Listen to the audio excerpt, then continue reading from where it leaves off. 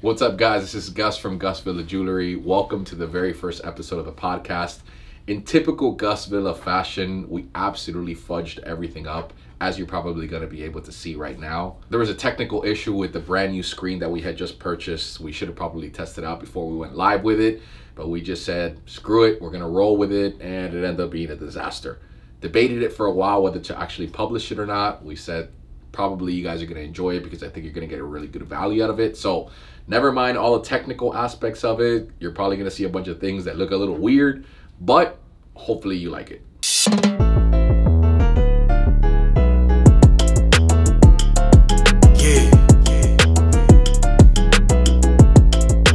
Gus Villa Jewelry. All right, everybody. So this is my very first. That was the worst intro I probably could have ever come up with. It's episode 1, man. Don't Yeah. No. Let it be. To be fair, this episode is probably gonna suck. So anyway, welcome to the GVJ Let's Talk Bling podcast. That's the best name I could come up with on such short notice. To be fair, I thought of like 6 other names, and that's really honestly the best one that I can. You've been thinking about doing this for a year. Yeah. And that's not short notice. Yeah. So basically, this podcast is. I'll give you a formal introduction so people can know exactly what I'm talking about here, because if you're not familiar with who I am, my name is Gus Villa. I am a jewelry business owner of Gus Villa Jewelry. I started this podcast to talk about jewelry and watches. Obviously, that's like the main thing, but we're also going to talk to a bunch of people that I find just interesting in general. Some people that may be about jewelry, some people may not be about jewelry, some people may be what I would think would resonate with some other people or just find interesting in general. So without further ado, let's get this thing popping. My first guest ever in this podcast, I debated this for a very, very, very long time. Is this a podcast that I've been wanting to do, like I said, for probably over a year. I've been throwing out the idea of, say, buying a bunch of camera gear, turning this mics on, and just kind of peeling back the curtain on the jewelry world, because I feel like it gets a lot of a bad rap on like online, specifically with a lot of these young jewelers. And you're going to hear me say this a lot because it's something that I truly believe in. Like a lot of these types of jewelers that get portrayed online are usually popping bottles. They're popping champagne, they're throwing dollars in the air, they're telling them I'm the best in the game, et cetera, et cetera. But the reality is 99% of us are not like that. We're just some regular cats just trying to kind of make it in this world, going through a lot of struggles, going through a lot of ups and downs. A lot of the people who did make it went through a lot of these struggles. You know what I mean? So I kind of want to tell those stories. That's for the most part. But also I want to tell the story of just regular people, some regular people that may be just listening to this podcast and be like, I'm going through similar situations. I'm going through, situations of self-doubt. Just regular, everyday, I go to McDonald's, I order off the dollar menu type of cats. You know what I'm saying? So this first guest that I'm going to introduce is one of my really, really dope friends. I think he's one of my best friends ever in the world. I've known him for a real long time. He is a DJ here in Miami. He is as hardcore of a Miami guy as you're probably ever going to find in the 305. And we've gone through a lot of crazy ups and downs. We've started in places that people, we're all going to hear about him now from the guy himself. And it's a guy that I bounce a lot of ideas off. He bounces a lot of ideas off. And I think he's a really interesting dude. And I really think that he's going to be quite a treat for the people, especially this being the first podcast. So without further ado, introducing DJ Melo. Hey, what's going on, brother? Yeah. Well, first of all, I want to say I thought I was a surefire first pick. So I'm no, to be fair, you were not. Yeah. To be fair, you were not. To be fair, I kind of felt good about that. You know what I mean? No, here's the thing. I struggled with you being the number one dude because the thing is, so like the first podcast has to be kind of the introduction to what I want everything else to be. So almost like the backbone to everything.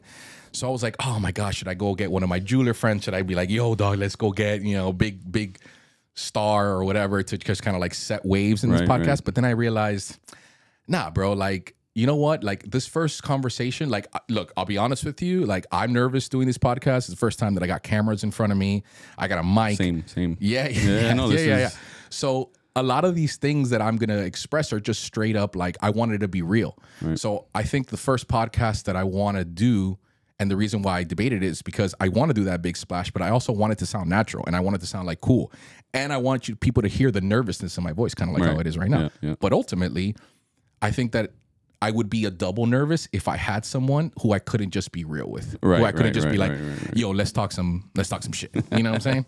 So this is Melo. Melo, go ahead and introduce yourself, tell you who you are, and without sounding too much like this is a meeting. I mean, I do have a beer in my hand. Yeah, you do have a beer. Anyway.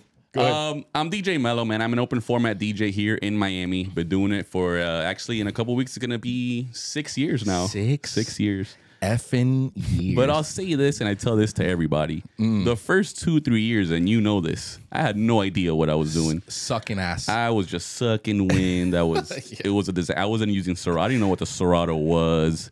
All right, but explain what Serato is, because no one has a clue what Serato is. Serato is the program that most DJs use. I mean, there's Tractor, there's a bunch of other ones, but the one that mainly DJs use is Serato. Okay.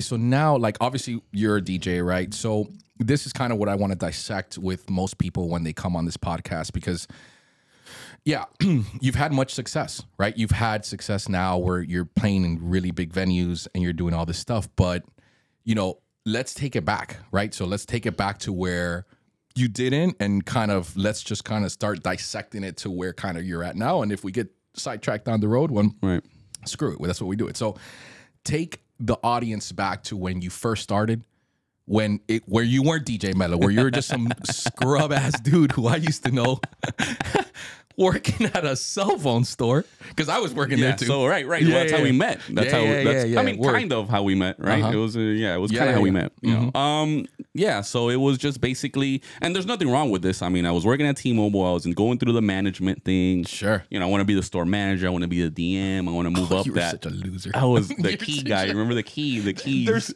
Full disclosure. There's nothing wrong with that. It's just. All right, we're gonna put a photo on the screen. It's me.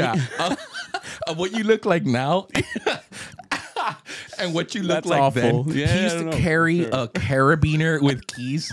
You know what I'm saying? And I thought I was raw. Like, I thought that was like the thing. You know what I mean? Like, I'm a manager. What a loser. You know what I mean? I was a loser.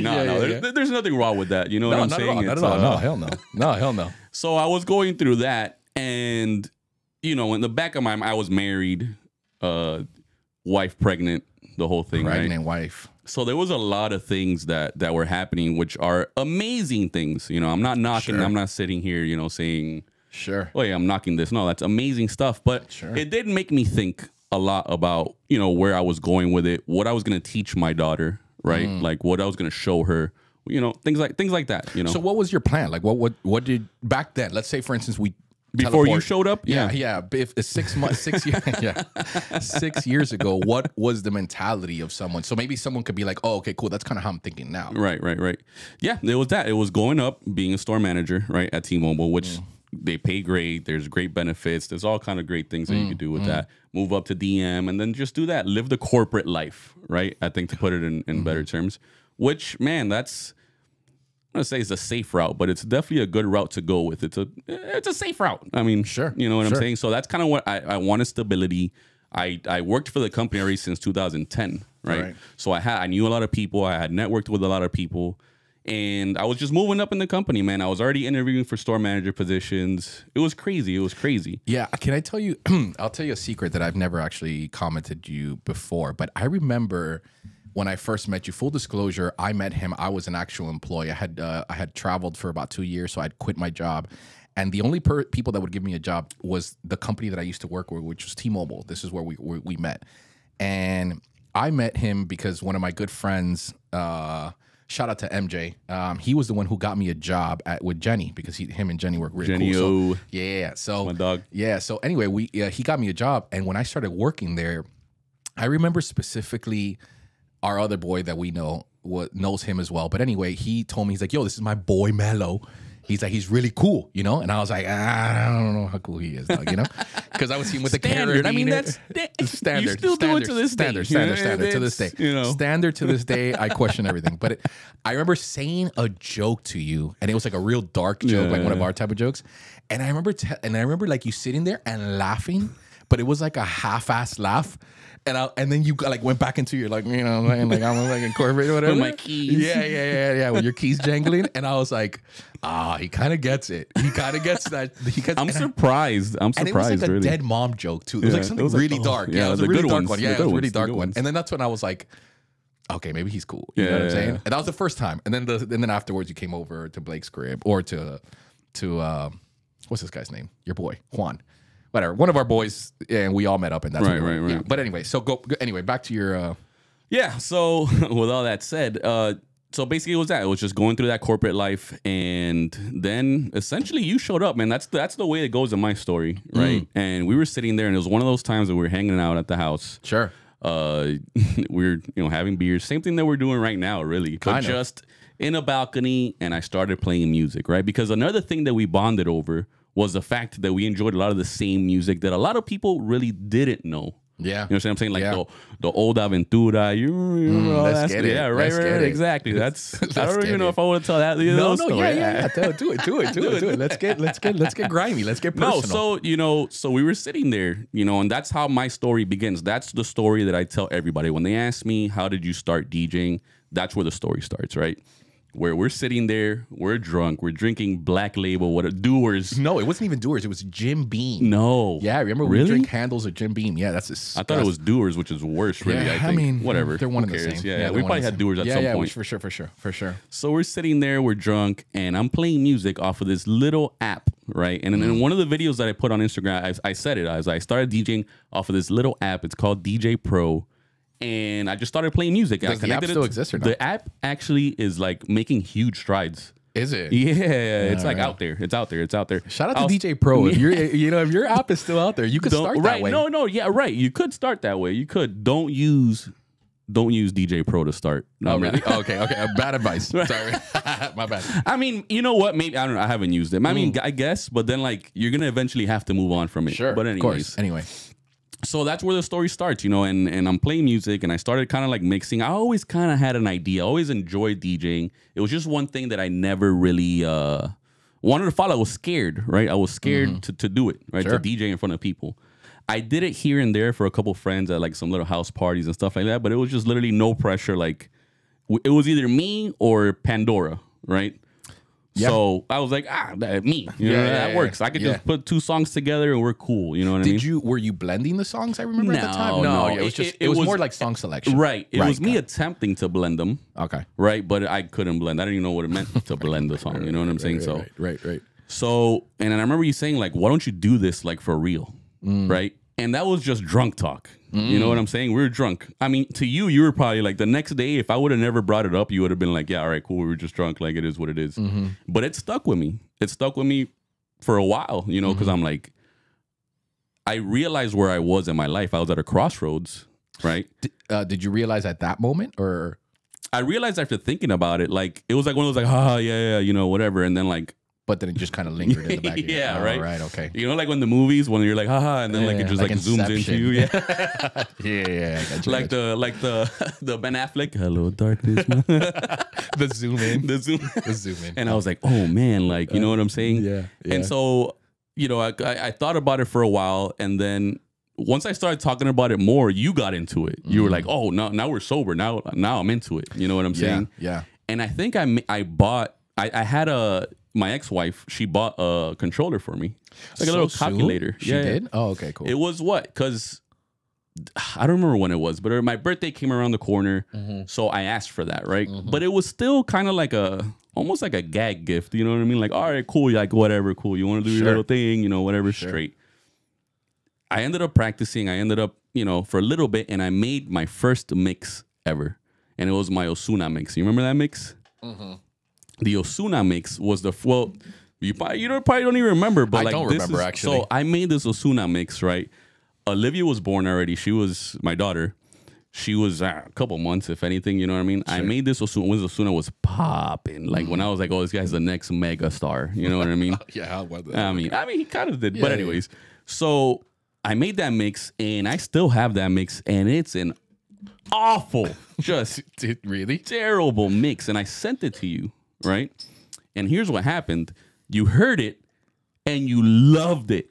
Did I? Yeah. You were like, yo, the mix was so good. He's like, let me start doing your content on social media. Start an Instagram. And that's kind of when things got a little more real, right? Oh, because man. The thing about, that's funny. This is the first time I'm actually remembering all this. Yeah. Okay.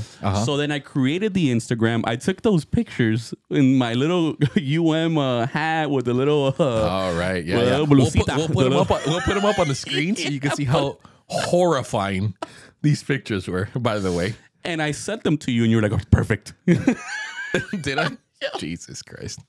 You were like, perfect. I'm going to post these, and then, we'll talk about it more tomorrow, right? Because it was at night. It was like 11, almost midnight, Jesus Christ. So we started the Instagram, and then the next day, now you have a game plan. You have, I don't have a game plan. I don't even know what's happening. Sure. I just made a mix because just to make a mix, If you would have said, hey, that mix sucks, and let's just like forget about it. Yeah. I wouldn't be here right now. Right. Saying? We wouldn't be sitting here right now.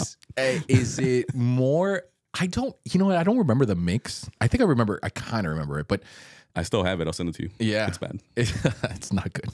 I remember at the time thinking to myself, and I don't remember. I remember the conversation of us in the. So let me give you a little backstory. Let me give you the other people the backstory. We used to get just plastered drunk because we're idiots, but more so specifically because your wife at the time was pregnant. We didn't want to go anywhere to a bar or something and leave her alone. So we would say like, this was like once a week on a Saturday. We'd be like, okay, cool. Rather than going out and drinking, whatever, she's pregnant. Let's be near her if she needs anything, whatever. She's asleep on the couch. And we used to go to the balcony and just like kind of blow off some steam and just talk some shit. And watch then like games. Yeah, watch Heat games, drink cheap alcohol. And that was it, And the way I remember the story was, you used to play these really, really cool, I want to say songs, but like they were like these mixes where like, as again, we would relate to the different types of music that we would play.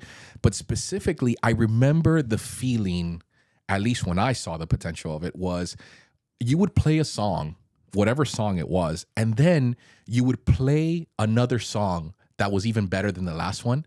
And because it would rile me up in a way, you used to like be really motivated by that. You know what I mean? So like it was, how can I, like I was the first person you ever played to. You know what I mean? Right. I was your first crowd. Right. Now you play for a crowd of thousands and thousands of people. But like back then, I was the first person who would react when you would play that next song. And I remember seeing it in your voice and being like, damn, bro, like he really finds that particular skill and that particular action really enjoyable. Yeah. You know what I mean? So sometimes I would sell it even more so just so that you could play another song that was even better than that. You know what I mean?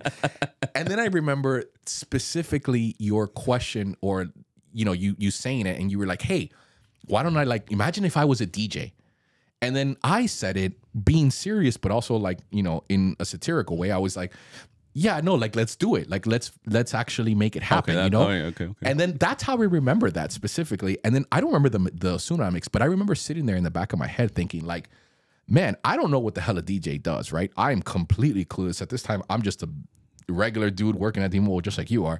And I remember sitting there and thinking, be like, yo, dude, like this is something that like he is very good at. I remember thinking back then, you probably were trash, right? But I remember sitting there and thinking, me like, oh, this guy is David Guetta, like, you know what I'm saying? Like sensation over here. Yeah. No, he needs to be on the radio, like now. Like I don't know why he's not there. No, he needs to be right now on the radio. He's like, a savant. Yeah. Prodigy. Yeah. So, and I think that's like, I mean, it doesn't take that many people to believe in you, but I believed in you from the first time I heard you and your passion for it. Like it's very rare that you get to see or talk to someone who is so that you could instantly tell some passion for. You know what I mean? Like like when you talk to like famous artists or whatever, and they could just talk about all day long for one specific thing. Like I feel that from the moment you started playing in front of me, even if it was just a couple of first times, it was just you messing around on an app, you enjoyed it, and it just came so incredibly natural to you. Yeah. And that's kind of where I was just like, oh, this guy's got something. You know what I'm saying? Like, and I'm attracted to that type of person who is so incredibly motivated by anything that they do and that they're passionate about it. And bro, you could like clean, fucking shoes. You know what I'm saying? Like, it doesn't matter. Right. If and you're passionate I'm about a it, firm believer in that. Yes, absolutely. I want to clean shoes too. Right. You know what I'm saying? Right. It's like that. So yeah, that's kind of the take that I want to take. But anyway, so what happens after now you got your first stupid little controller, which let's be serious, I remember that. It was abysmal. Abysmal, my guy. I still have it as well. Do you I really? still have it as well. Cool. Yeah. It's a little calculator, basically. Yeah. It was the worst thing. It was the worst thing ever. Sure. Yeah. So what happened after that was, so we did the Instagram. Well, I did it, and then you just took over it, right? Right. And then you started. So you create content, right? This is what you've been doing for a long time, right? So it wasn't your first rodeo then. Like, you were like, yo, I'm really good at this. Yeah. So I can help you. Yeah. Like, if you are gonna put effort, Yeah. I'll put effort. And I was like, let's get it. You know what? Let's get it. Yeah. I don't know why. You know what I'm saying? Like, because now I kind of think things through a little bit, right? I think I'm like, okay, like maybe not. But back then, I don't know why. I didn't have any reason behind saying, yeah, let's get it. You know what I mean? Yeah. Do you think that now, because you're a bit older, you maybe, if, let's say, for instance, you would have played out as a T-Mobile manager, would you take that risk now at 35? No. Really? No. Okay. I don't think so. Damn. I mean, because if I didn't do it then, like, that was literally the last chance. I feel. I don't know. Maybe I'm wrong, but I feel like that was like the last chance. Like, what's the shelf life on this? You know what I mean? Like, yeah. That would. I mean, you could. Don't get me wrong. And if you want to do it, that's what I'm about. Like, if you want to be 34, 35, 36 and start, then start. But in your particular circumstances, you wouldn't do it now with a daughter. I don't think so, man. 6. I don't think so. Who knows? But I don't think so. Really? I don't think so. If I put myself in that situation, probably not. Yeah, Probably because I not. remember when you started, like, and even there, like, you now had the mix or whatever, and then now, kind of the hard part, Right. was now, okay, cool, now I believe in myself, Right. quote unquote, Cool. whatever. Now it was like, okay, now let's put this plan in motion, right? And that's kind of the part where I remember thinking, okay, that's not your particular forte. Your forte is like, it's like the artist, and then there's the person who gets them the bookings. Right, You know what I right, mean? right. Like, they just know how to sing. And they're Right. very, very good at singing, but maybe they suck at like Everything you know else. what I mean? Yeah, in a way, yeah. That's how it was. Yeah, you know? and that's kind of where I started helping you Yeah, out. So that's yeah. what I'm saying. Like, what comes after that, and like, at what point do you start having maybe saying, okay, cool, like maybe this could actually happen, you know? It all happened really fast, man. If you really think about it, we did the first gig at the Spillover, right? And the way that you told me this story was, you started calling people. You went and you put like top 20 bars or nightclubs in Miami. So I'm assuming you Shout out called to Yelp. I'm assuming you called Live. Probably. You Probably. called God knows. Space. Like, Yeah, you were yeah. like, I'm just going down the list from 1 to 150. Yeah. If you guys aren't familiar, these are all this is where top tier talent plays, Yeah, right? Like, yeah, if you're, yeah. these would be like, like only exclusive entrances to Correct. these kind of places. Correct. Maybe not Yeah, Space. but Drake like, yeah. raps about it. Lil Right, Wayne raps right, about right. these things. right. All these people, yes. You know, so that's, Sure. Live, Space, all that stuff. So I mean, I don't know. Maybe you did, maybe you didn't. But you told me you were going down the list. You know, so obviously, from that to like 150, and you got to like 147. Yeah. Yeah, I probably did. And it was the Spillover, right? Yeah. And the Spillover was like, man, we want a DJ actually. Yeah. And he can play some like old school reggae, right? Like Night Nurse. I don't know why that song always sticks out to me when I think about the Spillover. Night Nurse. That's like Gregory Isaacs. yeah, great song. But like song. that's what they wanted. That was the vibe that they wanted, right? yeah. And then they told you there was like there's no budget. He can get food. He can get food. He can get drinks. bar tab. Bar tab. God, that's Which was horrible. also limited. It Yeah. wasn't even like I could just get unlimited. Sure. Like, you know. Sure. So I did the Spillover, and it was more so. I remember because I was telling you, I'm like, yo, I'm nervous to do this, right? Yeah. Yeah. And at this point, I had these little cheap speakers too. Oh, they right. told you had to bring your own gear. Yeah, I had to bring my own gear. Like, that's crazy. Any DJ that know, I mean, it was my first gig, so I mean that was good to me. I was like, oh, Hell what? yeah. I get free food? Like, let's Yeah. get it. Nobody's yeah. ever given me anything to DJ. You know what I'm saying? So let's get it. You know. Yeah, So hell I did yeah. all that, Hell yeah. and it was more so to get the nervousness out, to finally play in front of strangers now, right? And I almost didn't do it, right? I'm thinking, I'm like, nah, I'm not doing this. Like, This is in the Grove, right? yeah. But I was like, at that point, I was like, yo, you know what? Gus went through all this effort, like calling people, going out of his way for no reason for his stupid friend that we got drunk one day. You know what I'm saying? Like, Yeah. On some retarded shit. just, I mean, we could, whatever. So I did it. You know, I remember my little sister came with me to help me set up. Sure. But I could have set it up myself. I was just so nervous Yeah. that I needed someone there. You couldn't, I think you were working, like, you know what I mean? A couple friends actually came by that day. Yeah, I don't remember. I don't remember why I didn't show up, but yeah, go ahead. Yeah, you were working because for sure you were into it like that you would have showed up. You know what I'm saying? I remember down the road when I was in other spots, like, we'll get there, but Yeah. you would call out. You would like, you know what I mean? Yeah, like, yeah. just to show up. So you were really into it. You would have Yeah. shown up. You were just like working or something. Who knows? Yeah, 1,000. Anyways, I was so nervous. I didn't even I drank one beer and I had 2 tacos. So the story goes that I DJ'd for 2 tacos and a beer. Right. That's my God, that's terrible. and the tacos, they were all right. The beer was fine though. Yeah. I remember how I got that gig. I used to call people down the list, and then there was a situation where finally someone answered the phone.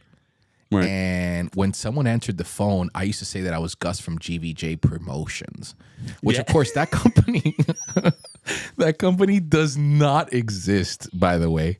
And that I had this super insane guest. I had this super imagine this conversation. I used to call him and be like, "Hey, this is Gus from GVJ Promotions.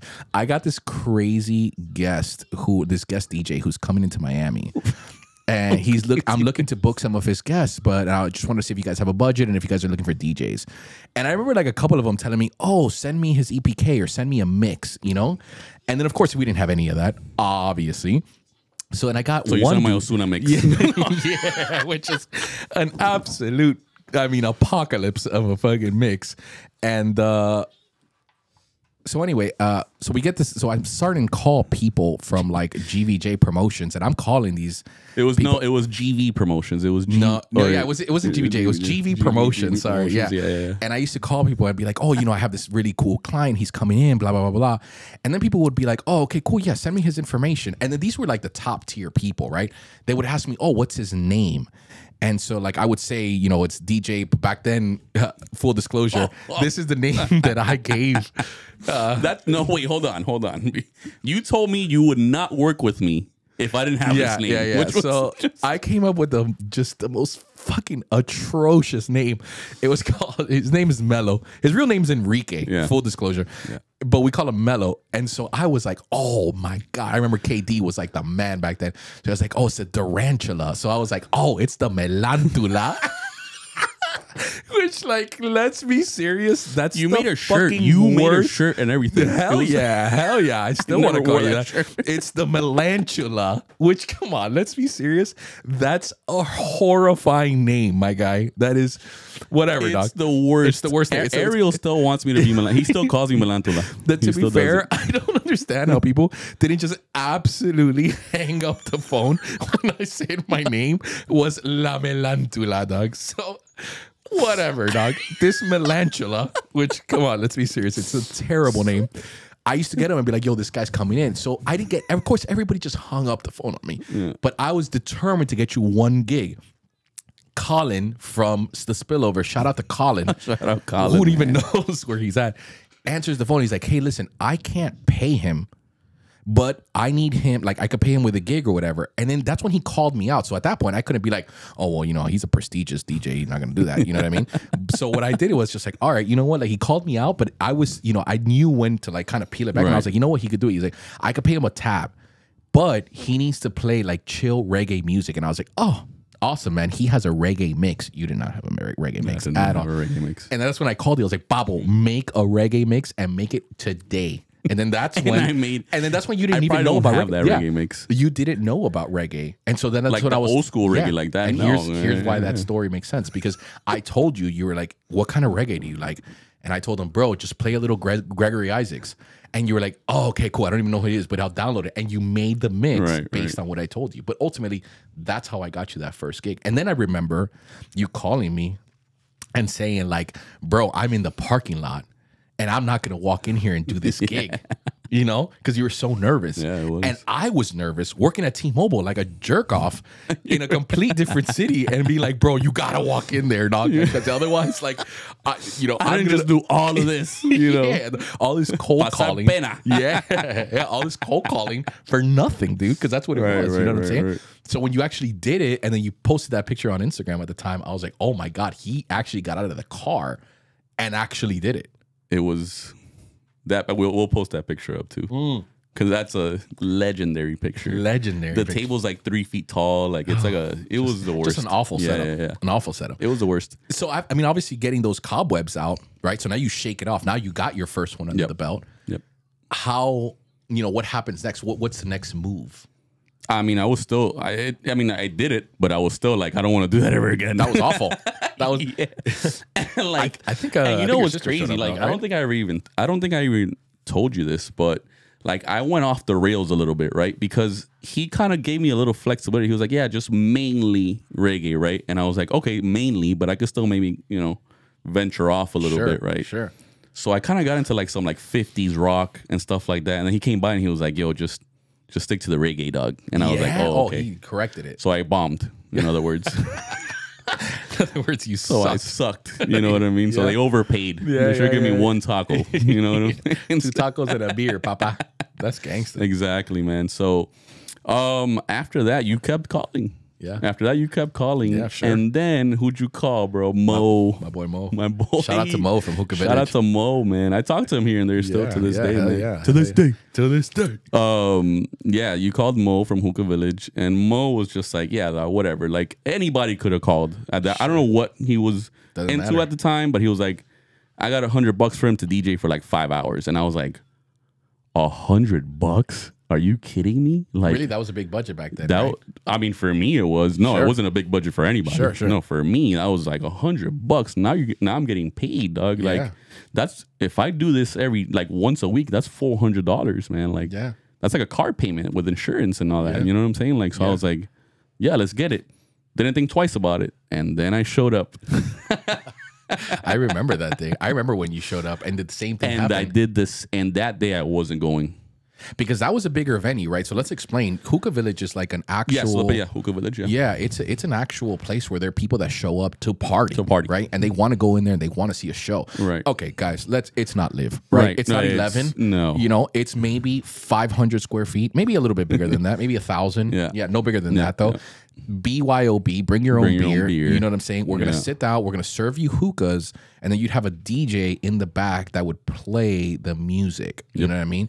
So now here is a dude, yourself, who has done one gig, who's now going to get paid $100, regardless of how important that is. The money doesn't really matter. Right. It's more so just now there's going to be a crowd that actually can either love or hate what you're about to play.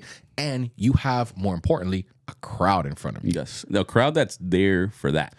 And 3 fucking weeks ago, you were just a regular carabiner T-Mobile ass cat, dog. Like straight up. Right. You know what I'm saying? So now I was that and kind of a DJ. Walk me through that, man, because that's like a step where your life is ultimately being rocked mentally and like I would say, like, I wouldn't want to go too deep, but like maybe like spiritually, like your body as a sense is telling you, don't go in there, Papo. Like we're doing activations, we're doing cell phone sales, like what you know, accessory what sales. you've been doing. This is what you know. Now you're in a system where you're not necessarily so comfortable, and you're in a situation where someone has essentially forced you to be in an ambiance where you don't know if you're gonna suck or not, dude.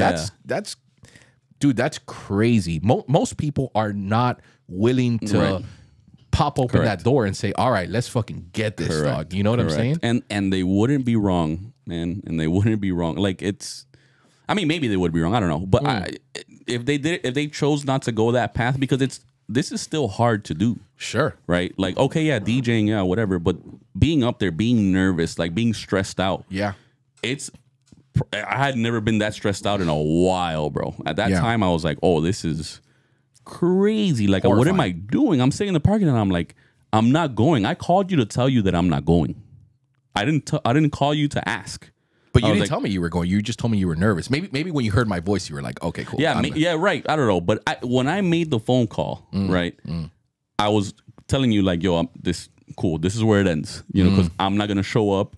This guy's gonna get upset because now he doesn't have a DJ, and that all ends there. And you're not gonna keep calling because if I'm gonna keep doing the same thing, you know.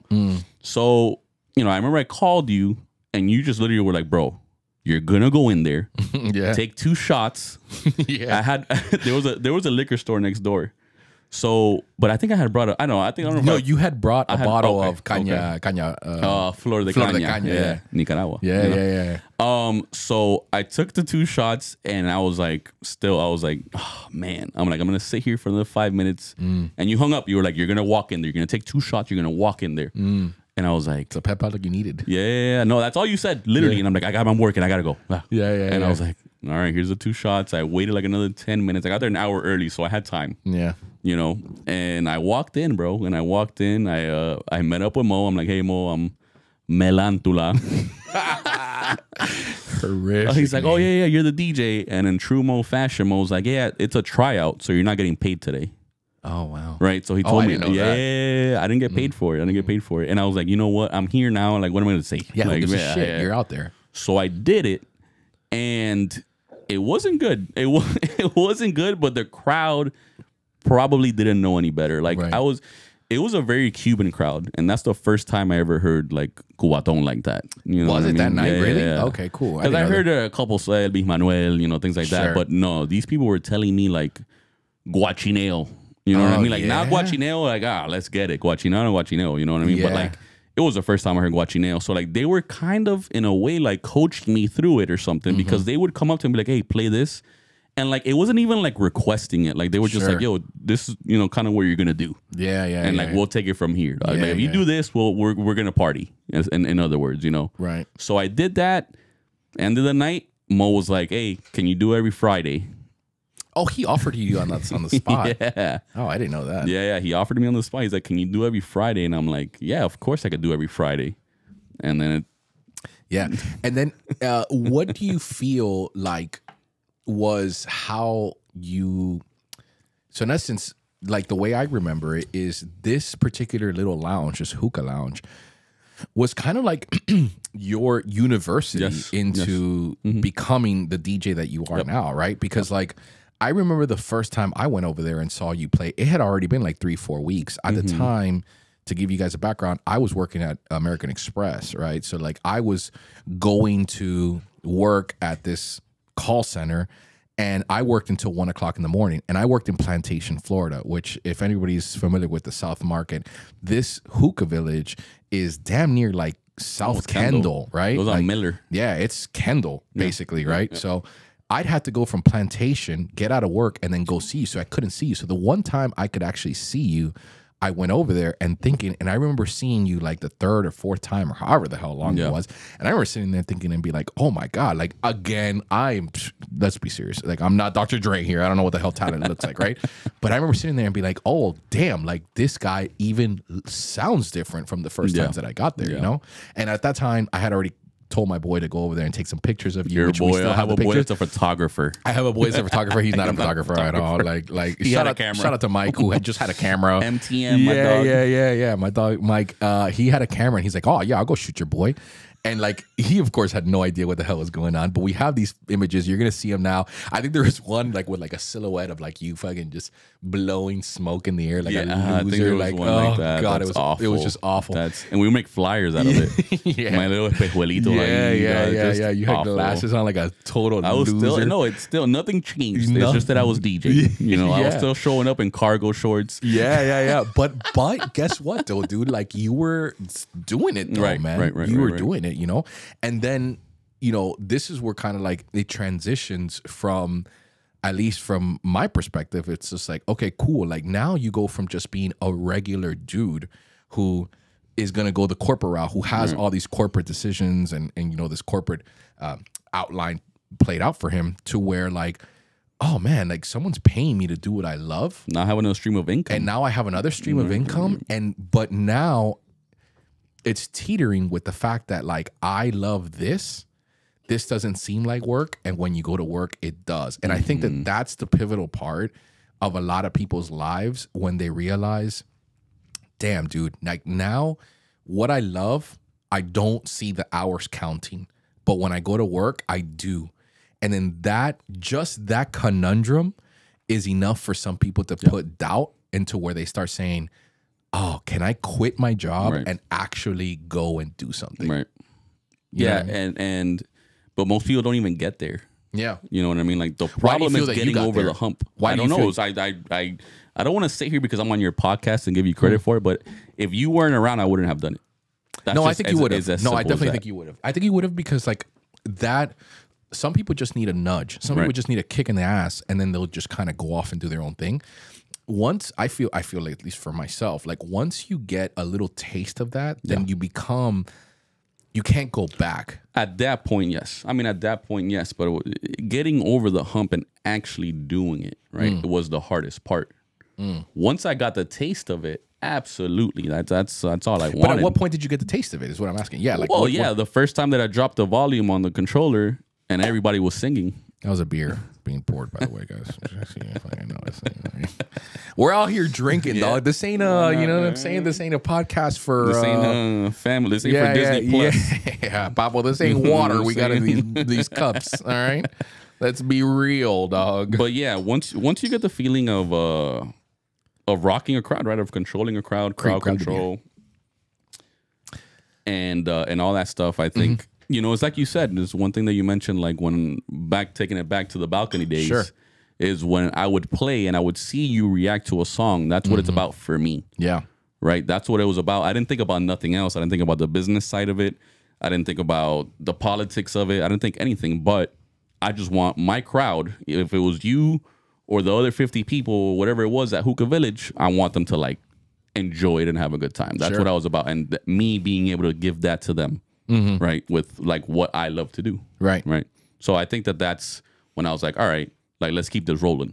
What do you think stops people from like understanding that and then manifesting that into something like? Because so for instance, like you could go out there, felt it, rocked it, but then your other side of you, which is like, okay, cool, like I have a daughter coming. You know what I mean? I have a wife at the time.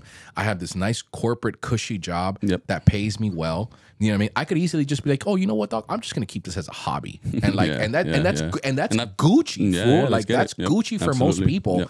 They don't have to necessarily take that step. So, what do you think was the one that pushed you? Like, what was that kick in the ass that said, okay, cool, dog? Like now I can maybe potentially make this a realistic thing where now all I have to do is just do this DJing thing, because that extreme is an extreme that 99% of people, or 95, I don't really know the stat, but what I'm saying is won't take that leap. Right. So there has to be something that says, hey, you know what?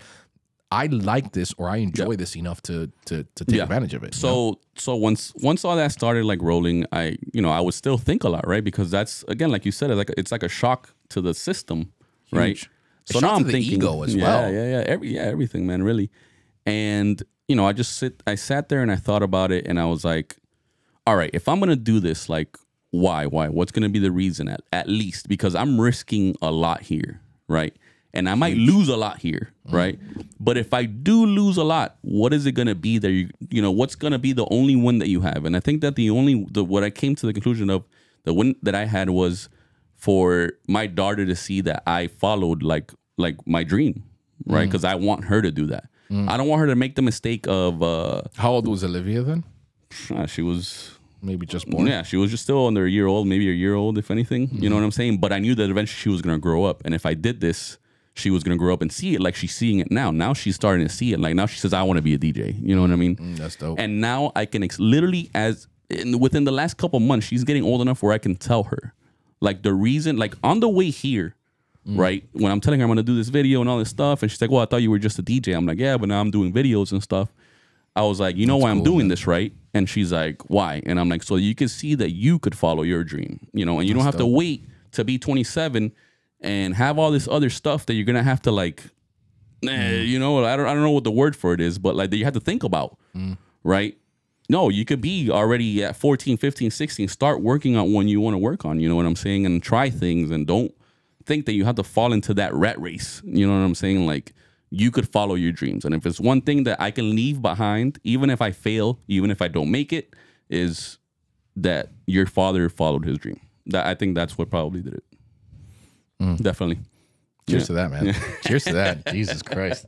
Salute, my guy. That was Cheers. That was But, powerful shit, man. That's cool.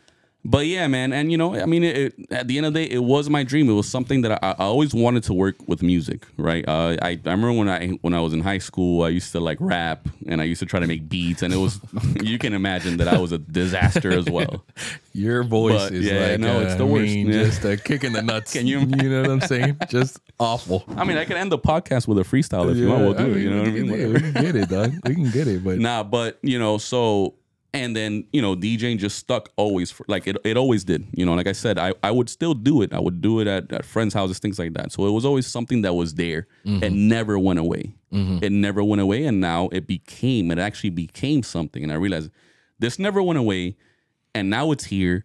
Like, let's just do it. You've already done all of this. Let's keep it going and let's see where this goes. Because, you know, worst case scenario, like I just said, or worst case scenario, it's a hobby and maybe I could, you know, have still a little extra money on the side and yeah, you know, and yeah, calabaza, you know what I mean? Yeah. But from there, it was just like, you know, to cut this story a little shorter, it was like, then they offered me Saturdays. Now I'm doing Friday and Saturday.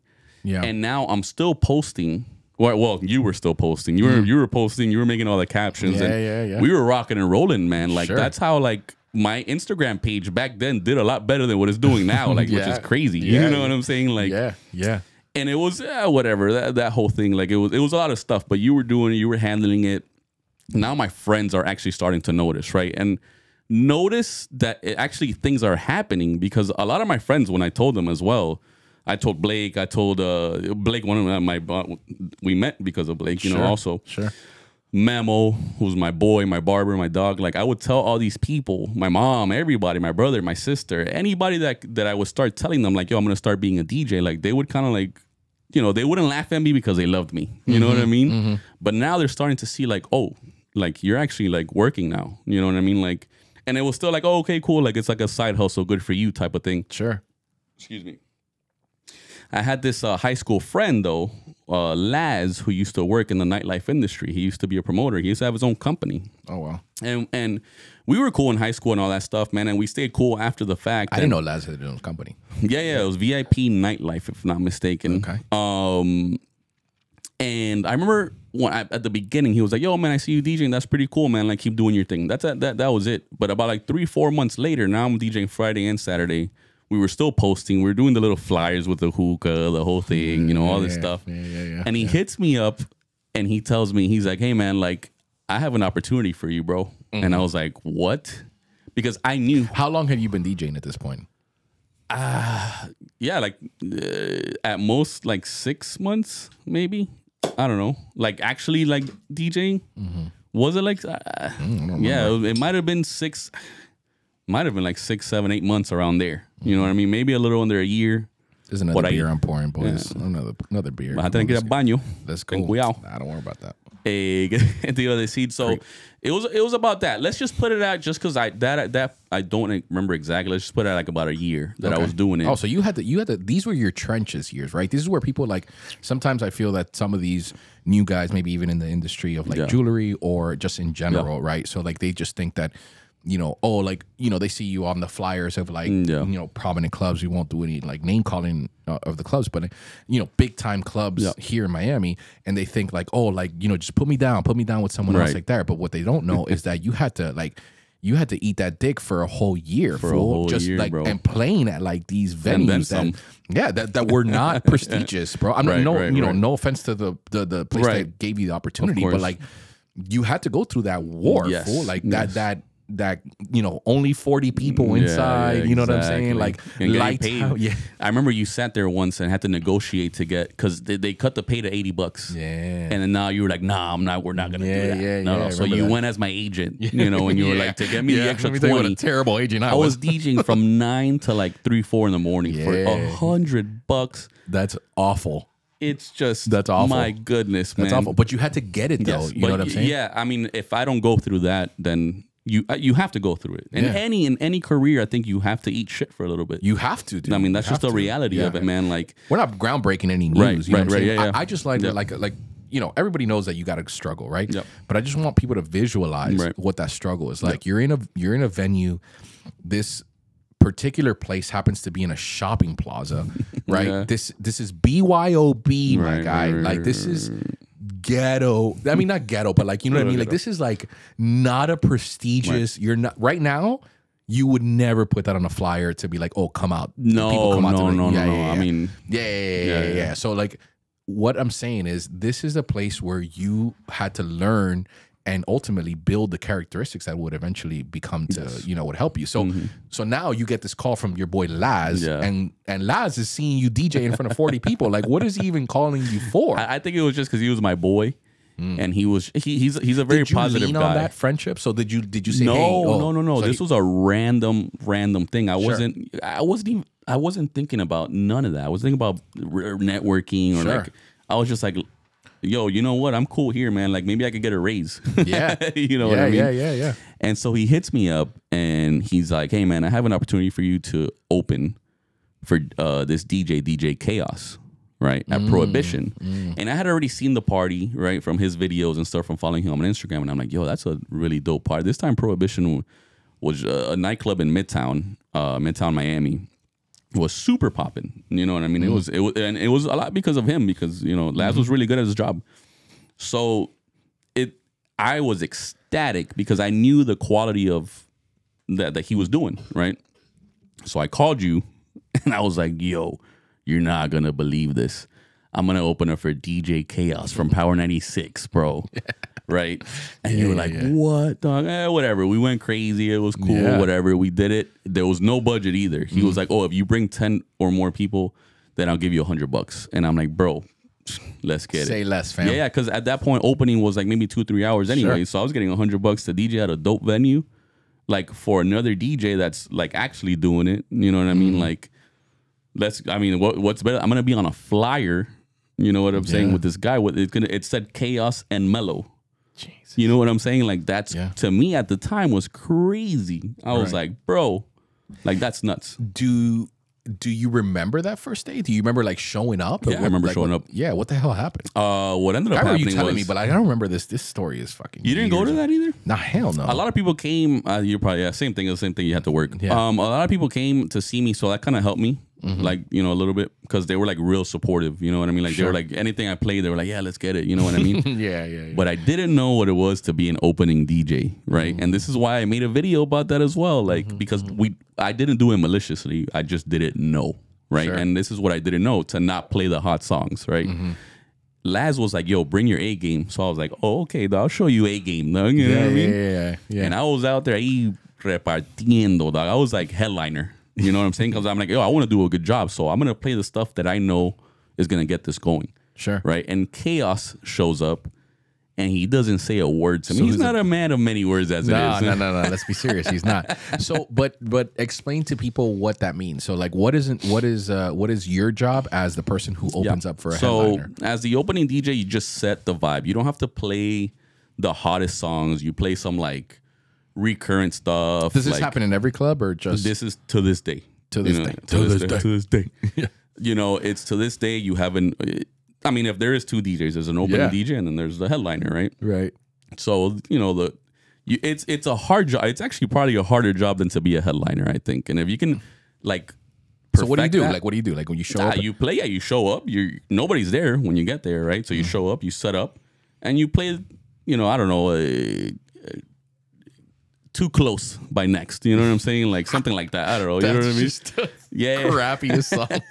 It's a good song. But essentially the job of an opener is to set a vibe. People are walking in, right? People are walking in. They haven't been drinking maybe. Like they're getting to the bar. They're settling sober in. over. You're not going to be playing, you know, La Mamá de la Mamá first song. Right. People are going to walk in. They're like, what's going on? Because you have to get there. Yeah. You know what I mean? So the opener's job is to get it to the point where the headliner can just take it to that next level, right? So you play recurrent stuff, and recurrent stuff is basically songs that are past their prime, right? but are still bangers. But are still pretty good. Yeah, absolutely, man. You know what I'm saying? Tambourine by Eve was a song that I probably played then. Things like that. But at the time, I'll give you an example. Like I played Vacaciones, and it was like 2017, and at 2017, Vacaciones was probably the biggest reggaeton song at that moment. And I played it, after a little bit once it got like busier. But Chaos was already there, and like that's a song that you leave for. That's like playing like Titi Me Preguntó right before the headliner goes on. Right. And that's not a good thing, bro. You know what I'm saying? Like you could play so many other different tracks. Jesus Christ. You know what I'm saying? Like sure. Instead of playing Blanco by J Balvin or I don't know, something like that, you play Titi Me Preguntó. Okay, cool. Like, and I looked at Chaos like, and Chaos did just he got on early, right? He got on early, man. That's awful. And then awful. And I remember him saying something on like, "Let me show you how to do this," or something like that. You know what I mean? Or maybe I made it up. I don't know. Who knows? But he did say something. But again, who knows what he says sometimes? Yeah, he was upset. I know he was upset, and I was like, "Damn." Yeah. And I still had the audacity to be like, "Hey, like, do you mind if I like stand here like and just watch you?" And that was the first time. Yeah, right. I mean, at the time, I didn't even know that was a good. Like, I was just like, that's what came natural to me. I was like, either go party with my friends or like stay here and take this serious. And I took it serious, and he was like, yeah. He was just like, yeah, whatever. And then like I was just annoying him there the whole time because I'm just staring at him and him DJing and all this stuff, and like he went in, right? Yeah. He had to show you. Yeah, he had to show me, you burned me, which means that you played a bunch of songs that you shouldn't have, but I can still do this. You know what I mean? I'll articulate it the way I know how to speak it, but basically, though, and I've been in, like, just because I know him very little bit, just to kind of explain it a little bit further in detail, so people that don't understand, an opener basically, and to my understanding, correct me if I'm wrong, is a guy who just comes in and like you said, set the vibe, but you don't want to play any of the headliner songs that you know are going to get a reaction. Yeah, the hottest songs. Exactly, the hottest songs. So you want to come in there and play just older things that don't necessarily make everyone jump on the dance floor, but make you rock a little bit. You know what I'm saying? Make you go by to the bar, maybe get a drink, 2-3 drinks, and in the whole time, right? Exactly. The whole time, all the aces in your card, if you're playing war, or you're playing spades, or whatever it is, all the aces, all the songs that you know are just gonna absolutely destroy the club. You don't play them to build the tension in the dance floor, so that people are like, "Hey, play Bad Bunny." But not yet, Papa. And you don't get a little bit more drinks in you, get a little bit more something. Exactly. So a good opener sets that vibe, sets those songs without playing all the good stuff, so that whenever the actual headliner comes in, which is the actual like DJ people came to listen to or whatever, you alley-oop it, and then all they have to do is just absolutely slam it down their throats, the best songs over and over, and then that's how kind of the party goes. By that time, you've already had a couple of drinks, or whatever, and then now you're gonna enjoy the party more because there's nothing. Now you're party rocking, you know what I mean? Yeah. Because there's nothing worse than like starting a party in whatever you do, and then it just being like from the moment you get there, it's just nothing but absolute bangers from when you get there. Because then you're that's kind of what spring break is like nowadays. That's how it is. Probably, but like you know, you don't want that. You want that tension to be built. Correct. So what you're like, essentially what you're saying is when you went in there, you started playing some of those really hot songs that you do not do, and essentially set up the headliner, which in this case was Chaos, for something that was just going to be like, okay, well, now you threw all the aces in the game. Now I got nothing, but I'm still going to burn. It's in reverse, and I'm going to still burn. I'm going to show you how to do it. Yeah. Because then it's more technical. It's maybe more like, I'm going to show you why I'm a veteran at this, and even if pro, even if you do burn me, I'm still gonna do crazy shit to like rock the crowd, right? So like exactly, but you know, I didn't know any better. I had just started using Serato because I was still at Hookah Village and not using Serato. I was still using the like laptop version of DJ Pro. Sure, you know, so I didn't know anything. You know what I'm saying? So I talk about it. We laugh about it to this day. He's like, "Yo, you burned me." Dude. Like, I was like, You know, I didn't know. Yeah. You know, now I burn him on purpose. But at what point do you think that like your DJ career really starts taking off to kind of like where you're at now? Like tell me that transition of where like it sucks for a little bit. What happens after that? And then at what point do you get your first like, okay, cool, like this is what it is? Because I know what that moment was like as a recipient who saw you go through that whole process, and then I want to know, interestingly enough, like what point do you start realizing, okay, cool, like now I'm rocking parties? Yeah. So that day I met Ariel, right? So Chaos wasn't talking to me. Yeah, obviously. You know, Ariel shows up. Ariel Assault, who's one of the best DJs also in the city. And we have a mutual friend, so that's how. And I had a couple drinks in me, right. Hey, so I went up to him and I was like, "Hey, what's up?" You know. Yeah. And I told him about our friend and all that stuff. And we started talking. I started telling him my story, right. And Ariel was also drinking a little bit, He's a little saucy. we ended up talking for like an hour and a half. And I told him, all that stuff. And he was like, "Bro, if you want to really do this, like," he's like, "I get a lot of people that come here and tell me that they want to DJ, and they tell me I want to be a DJ, and I never see them again, right?" And he's like, "If you want to really do this, you can come wherever I'm at and I'll show you." Right. Which is like the coolest thing. That became a goal of mine to do for somebody else. Right. At that point, I was like, yo, someday, hopefully I'm able to do that for somebody. So he did that. That's kind of also a long story, but I went once and I didn't go again. And then it just so happens that there was another mutual friend, James, that knew him through like another friend. And it was like a whole thing. And he was like, "Bro, the guy spoke to him and was like, yo, Ariel said you never showed up again." He's like, "Show up," That was it. So like a month passed. He just told you to show up. Yeah. Like he relayed that message. And I'm sure it wasn't really even that serious, but like he probably said like, yeah, he hasn't showed up. So maybe he could still show up if he wants. So a month passed. I didn't show up. I showed up again randomly one more time and I never stopped coming ever again. Like I never stopped showing up to wherever he was at. And that's where I learned. What changed? I felt like I was bothering him, I was like, yo, maybe I'm just here like de más, you know what I mean? So that's really all it was. It wasn't anything that like, he was great, he hosted me, all that stuff. So I think that's cool though. Like I think that like there's so many people that stop doing that because I feel like like mentorship in general is something that's so important. And so many people stop doing it just because they don't want to necessarily put themselves out there like that. You know what I mean? Like they don't want to be like, I don't want to feel like I'm bothering him. You know what I mean? Like, exactly. Dude, like which is like you learn like now it's like, yo, bro, just go get it, bro. Like if you got that opportunity, like if it was something else, then he would have told you don't show up, or like he wouldn't give you the offer if he really didn't want to. No, but he wants you to. He said show up, so show up. Yeah. So I showed up, and I like I said, I never stopped showing up. I started meeting, all these other guys.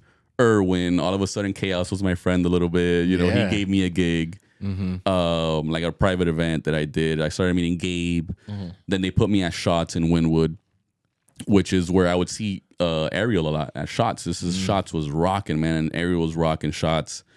And I started doing that, and I was still opening though. But now I'm actually doing other venues. Right now I left Hookah Village.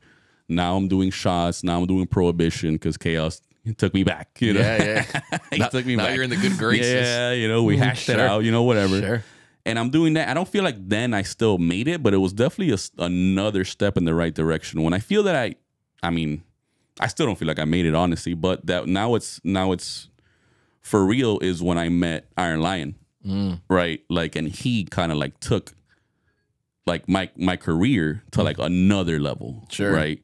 Where he started like, Iron Lion is, in the city. He's from New York, but he came down, he moved, and he just at that point, he still does it. He's he's doing 11, Live, Story, like just like every time I saw like I would see Iron Lion, next level dog, and I met him, I opened for him, and he thought it was dope, and I was like, yeah, I remember that. This is crazy. I remember that day because you were still kind of struggling with just in general, like, which is kind of what I wanted to talk about because I feel like it'll resonate with a lot of people before we even get into what someone who is teaching you, like let's say for instance an Ariel, right, where he is a really DJ who is well known in the city. Absolutely. You know what I mean? He's a big time DJ down here. He starts showing you these kind of things, and then that's when you realize. Or I remember I'll tell you a quick story. I remember sitting there at work, and you were like, "Hey, bro, I need to speak to you," and I remember answering the phone at the time, and then you were just like, "Hey, bro, like." I think Olivia at the time was maybe like 1 or something like that. And then I remember you telling me like, bro, I think I want to become a DJ full time. Yeah. And I want to do this to where like I now have Ariel, you know what I mean? Like he's teaching me all these things and you're learning, and you were just obsessive over going to every single one of his gigs and showing up. And, a lot of times this is rough, man. And I don't know if you want to talk about it or not, but like a lot of times like you would put this particular passion that you had, which was becoming a DJ, over, like sleep and over being with, your wife and your family. Yeah. And, you know, at the time, I remember sitting there thinking, and we have one of our mutual friends who was going, not through the same thing, but he was just also having newborns of his own. And he was just kind of going through that family. And he would be kind of like the moral compass in the sense of like, hey, like you should really spend more time with your family. And then I remember I started getting sold on that idea. And I would tell you, Melo, like, maybe put this DJing thing to the side, but you were so determined on what you were doing. And then that conversation specifically leading to you saying, hey, man, listen, I want to like quit my job and do this full time. And I remember sitting there and thinking like, God damn it, dog, that's just such a stupid idea.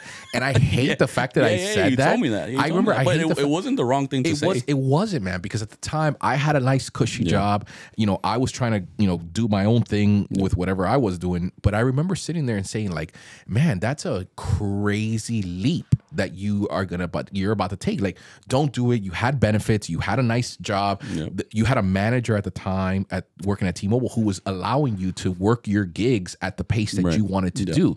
So I was like, bro, like you're gonna give all this up for what? For a risk, bro? Like that's crazy. You know what I mean? Yeah. And then I remember sitting there and telling you all this after like you know how long I go on my rants. And the soliloquy of maybe 3 minutes of me trying to convince you not to do it. And then you turned around and told me the one very interesting thing, and I tell you about this all the time. And you were like, hey man, I just want my daughter to not ever think that she could do whatever the fuck she wants to do. And I remember sitting there, I was like, damn it, I have no answer to that. I literally have nothing else to say. I can't, no, you're right, dude. Like you want her to grow up and look at her dad and be like, this is what he wanted to do. So this is what he's going to do. And I think that's a very like powerful message for a lot of people who don't necessarily are comfortable in their situations that they're in, who maybe want to take a risk. And so I kind of wanted you to explain it from your standpoint, that particular phone call, because I know you remember it. And I think it was a very pivotal moment in your career where things were happening, but they weren't kind of happening in a way, you know what I mean? Like you were like, all right, cool. Like you were getting a gig or two, but it wasn't enough where the normal person would have been like, okay, I'm going to give up a job where I'm getting paid $12,000 every week. You know, I'm going to give it all up for a risk, for something that I just enjoy doing more than anything else. Right. When we had that convo, that's when I decided. I mean, that's when I decided it didn't happen, that soon after. It probably still took me like another, a year or two to kind of, like a year or so to finally do it. But yeah, at that point, I was like, again, I've gotten this far, and now I see that I'm actually good at this. This is what I'm passionate about. The reason why I'm good at it, and this is the reason why I say, find something that you're passionate about and do that. Because if you find something you're passionate about, you're going to continue to work on it. You're going to continue to go through all those challenges and just, you don't even see them like challenges. Like now looking back at it, I saw it so normal. Like I just saw it like, like I'm not doing anything wrong. I'm just doing like what I feel like is the right thing to do. Now I'm looking back and I'm like, Jesus Christ, like that was tremendo risk what you just did. Huge risk. Like you said, not being like with my daughter who's a year old, you know what I'm saying? My ex-wife at the, my wife at the time, like all this other stuff. I was really about spending time with the fam, going to, family parties, doing all this, doing all that. And it just from one day to the next just stopped.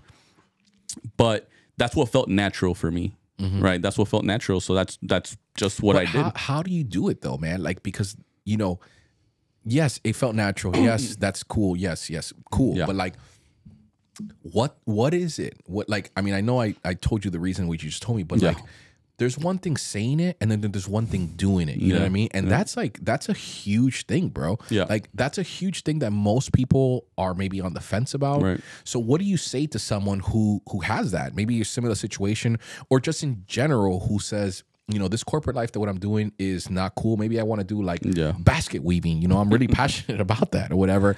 So, what can you tell someone who doesn't necessarily have that confidence to take that leap of faith and do it? I feel like my situation is very tough, bro. That sucks. I tell, for example, like I know a lot of younger DJs now, right? Maybe like 21, 22, 23, 24 even, you know what I mean? That just starting and all that stuff. And like, I just tell them like, yo, don't get caught up in doing anything extra. Like right now you're good. Maybe you're single, maybe you have a girlfriend, who cares? But don't like have any other responsibility. Like hit this as hard as you can, because it becomes a lot harder when you do have a family, when you do have a kid. Right? So like like I said, I look back at it now, and maybe I would have given myself the same advice, and I would probably still give people that same advice of like, man, if you're where I was at, I don't know that. Like, really think about it. You know what I mean? Like, really think about it. If you're really passionate about it, because here's the thing. I don't want someone to like something and be like, oh, I like to do this, so I'm going to just risk it all. And then, you know, screw my family and all this stuff, you know, whatever. Like, really, really sit there. Think about if you're passionate about it, why you're passionate about it, and where you really want to go with it, right?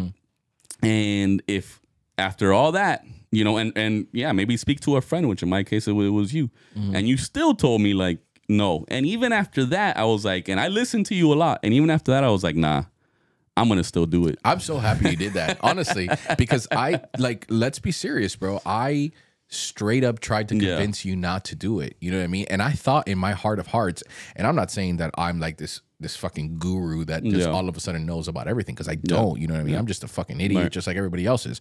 But I thought that was the right decision. Yeah. And I'm so happy you told me at the time that particular reason. And I remember hearing about the reason about your daughter. And then I remember thinking, okay, cool. That's enough motivation for me to shut the fuck up and actually let him do what he wants to do. Yeah.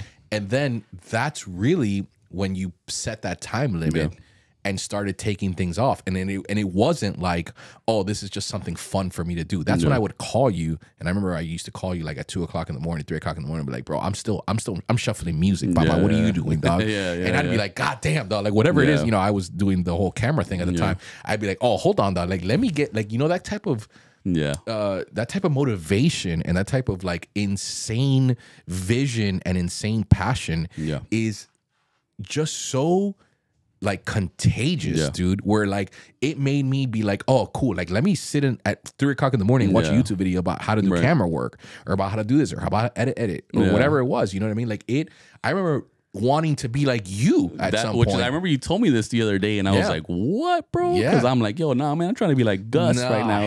So I was very surprised when you said that. But that's the thing, and that's why it's so hard for me to kind of look back and really like say, do this or that.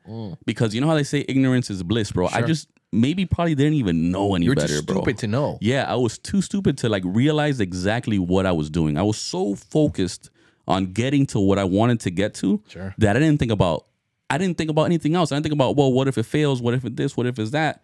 You know, the only safety net, like I said, that I felt like I had was like, yo, you know what? At least I could tell my daughter I tried. You know what I mean?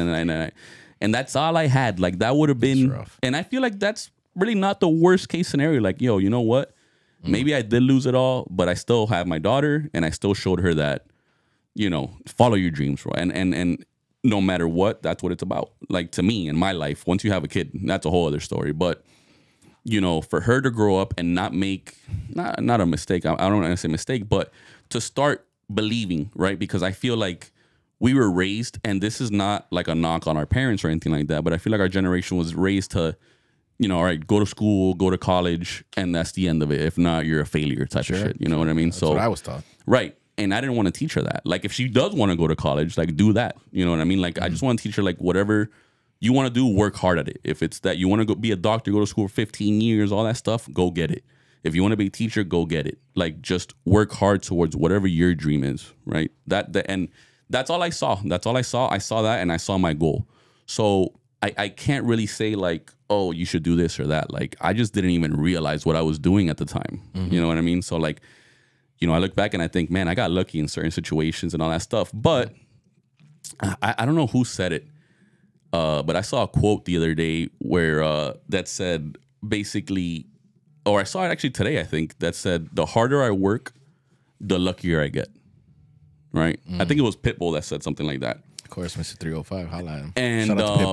And it's the truth, man, because like I did get lucky, right? But it's because I was putting in work, man. You know what I'm saying? Like that's all I focused on was just putting in work. That was it. Yeah. You know. So that's really all. That's really what. Yeah, I remember, like I said, when I would talk to you, it became more of an obsession than it really was. Yeah. And then that's when I started to believe in you as like, okay, cool, maybe this might be something that he can actually do full time. Because at the time, like I said, you had this cushy job, you had your brand new daughter, you know what I mean? Like you were living all this beautiful, you know, cookie cutter home type of family, you know what I mean? And to give it all up to do something that you just genuinely love, to me was just so fucking crazy that I couldn't really quantify it and put it into words. I couldn't wrap my head around it. Like to me, I was gonna be like, okay, cool. Like you got to work this job, and then eventually your passion is got to be super. Okay, the smart way to do it would be like, okay, cool. Like, let's say, for instance, I want to be a fucking stockbroker, whatever, right?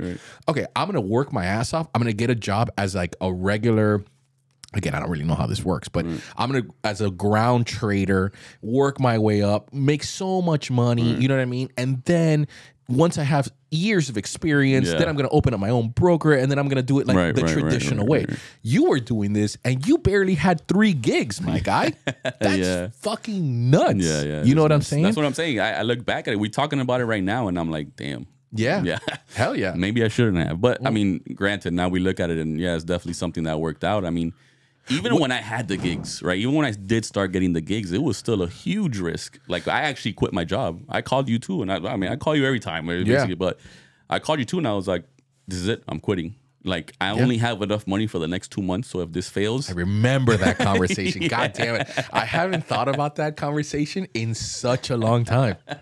Yeah, so, I remember you telling me, you know, I got money to, and it was in like a January. Yeah, because I remember saying till the end of February, I got bread to pay my bills. Yeah, and then I'm gonna try to save up. Let's, you know, I better figure it out these next 2 months. But if I didn't do that, then I wouldn't. Again, I wouldn't have like. When did the gigs change, right? When did the gigs go from just being some ordinary gigs to now they're like paying bills, they're putting money in your pocket. Now they're moving forward. It definitely came that when I met, you know, Iron Lion. Going back to that, he introduced me to some like just people I would have never like. Even meeting him was. How do you think? Yeah, exactly. Let's not even go further than that. I want to like kind of dive into that. What about learning it from a mentor is so important to like creating something? Because so many people also, and this is the part where I say like, for you to be successful, and some people think that like, oh, okay, we're successful, even myself, which I obviously do not think that at all. But what I'm saying is a lot of times it's who you meet, and when you kind of have to get lucky in a way. Yeah. You know what I mean? Because you could, like, there's so many other DJs out there, you know, shout out to the DJs who are actually fucking struggling out here making it. They attach themselves to mentors that aren't necessarily good mentors.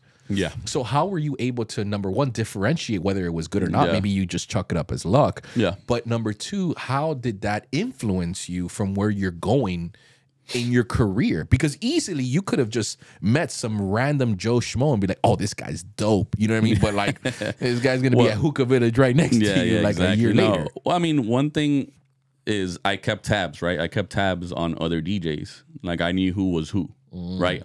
Although I had never met them or things like that, I knew who was doing, you know, who was doing it, who was where, you know, all this stuff.